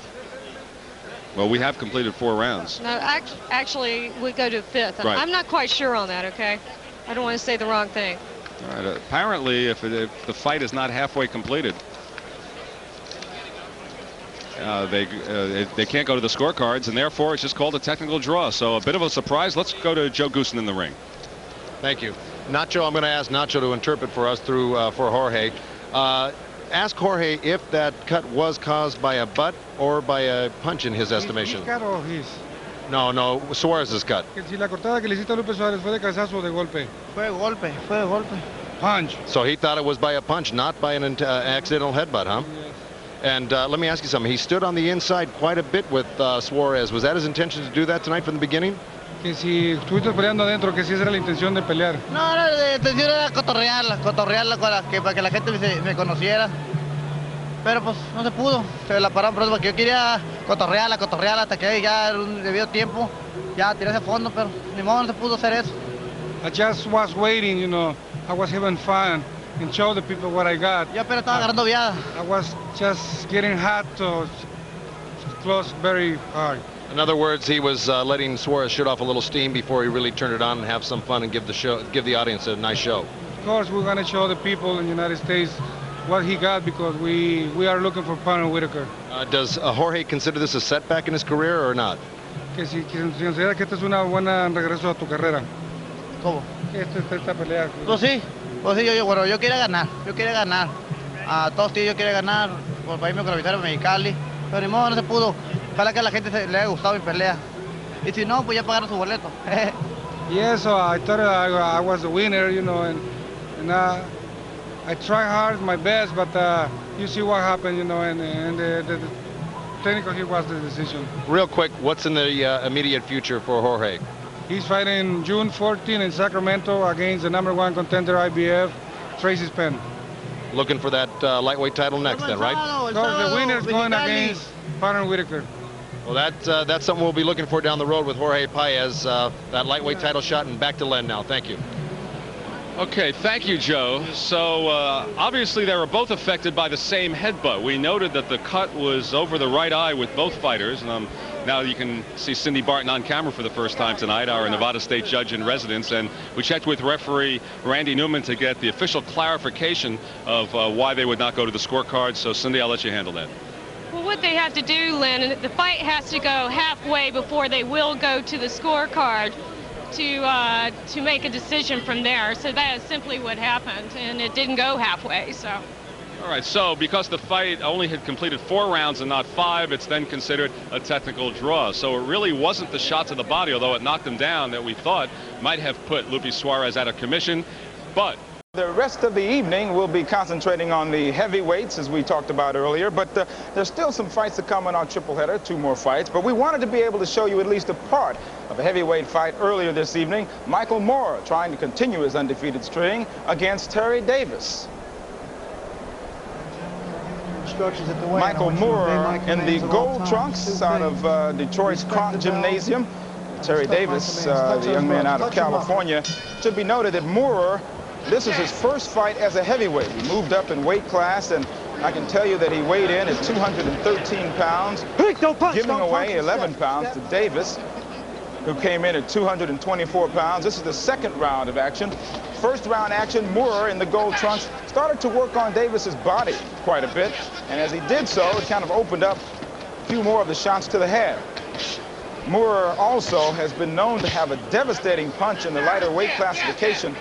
He came into this fight tonight with a record of 22-0, all 22 of those wins by knockout. Terry Davis, 24-1-2. Step out. Moorer, by the way, you notice he's fighting southpaw. He's actually naturally a right-handed person, but when he gets into the ring, he fights southpaw. It's always a little bit difficult. Right-handed fighters don't like to fight southpaws because it's difficult to train for them. And it didn't look like there was too many problems early on, but the left hook began to get in. Moorer's left hook began to connect on Davis, and you can see he started to do some damage here midway through the second round of action, moving Davis back by some solid shots. And at this point in time, you have to begin to wonder, how long is Davis going to stand up? Well, he stood up quite a bit of time, as a matter of fact. Moorer continuing to press the attack. You can see hard shot to the left, to the right. Anytime he wanted to throw, well, he missed there. But for the most part, Moorer was very accurate, moving Davis up against the ropes. And you wonder, okay, Randy Newman, when are you going to jump in and stop the fight? Well, he didn't at that point in time. Davis doing about the only thing he could do under those circumstances. He held, gave him a little bit more of a reprieve. It was to be a short-lived reprieve. Right about now, you can see Davis throwing no punches. Newman deciding that it's all over. 1 minute and 52 seconds of the second round, and Michael Moorer continues as an undefeated boxer. Tonight, his first fight as a heavyweight. He goes into the books as a second round technical knockout. The time, 1 minute and 52 seconds. Now, Moorer now 23-0, all 23 by knockout, so he certainly is going to be someone to be dealt with, and certainly is going to be looking toward his shot at a heavyweight championship sometime in the future. You know, whenever there is a heavyweight championship fight, there is no lack of demand for tickets. That seems to be especially the case here this evening, possibly because of the intrigue surrounding the challenger, George Foreman. But while tonight's fight may be generating the same kind of interest that may have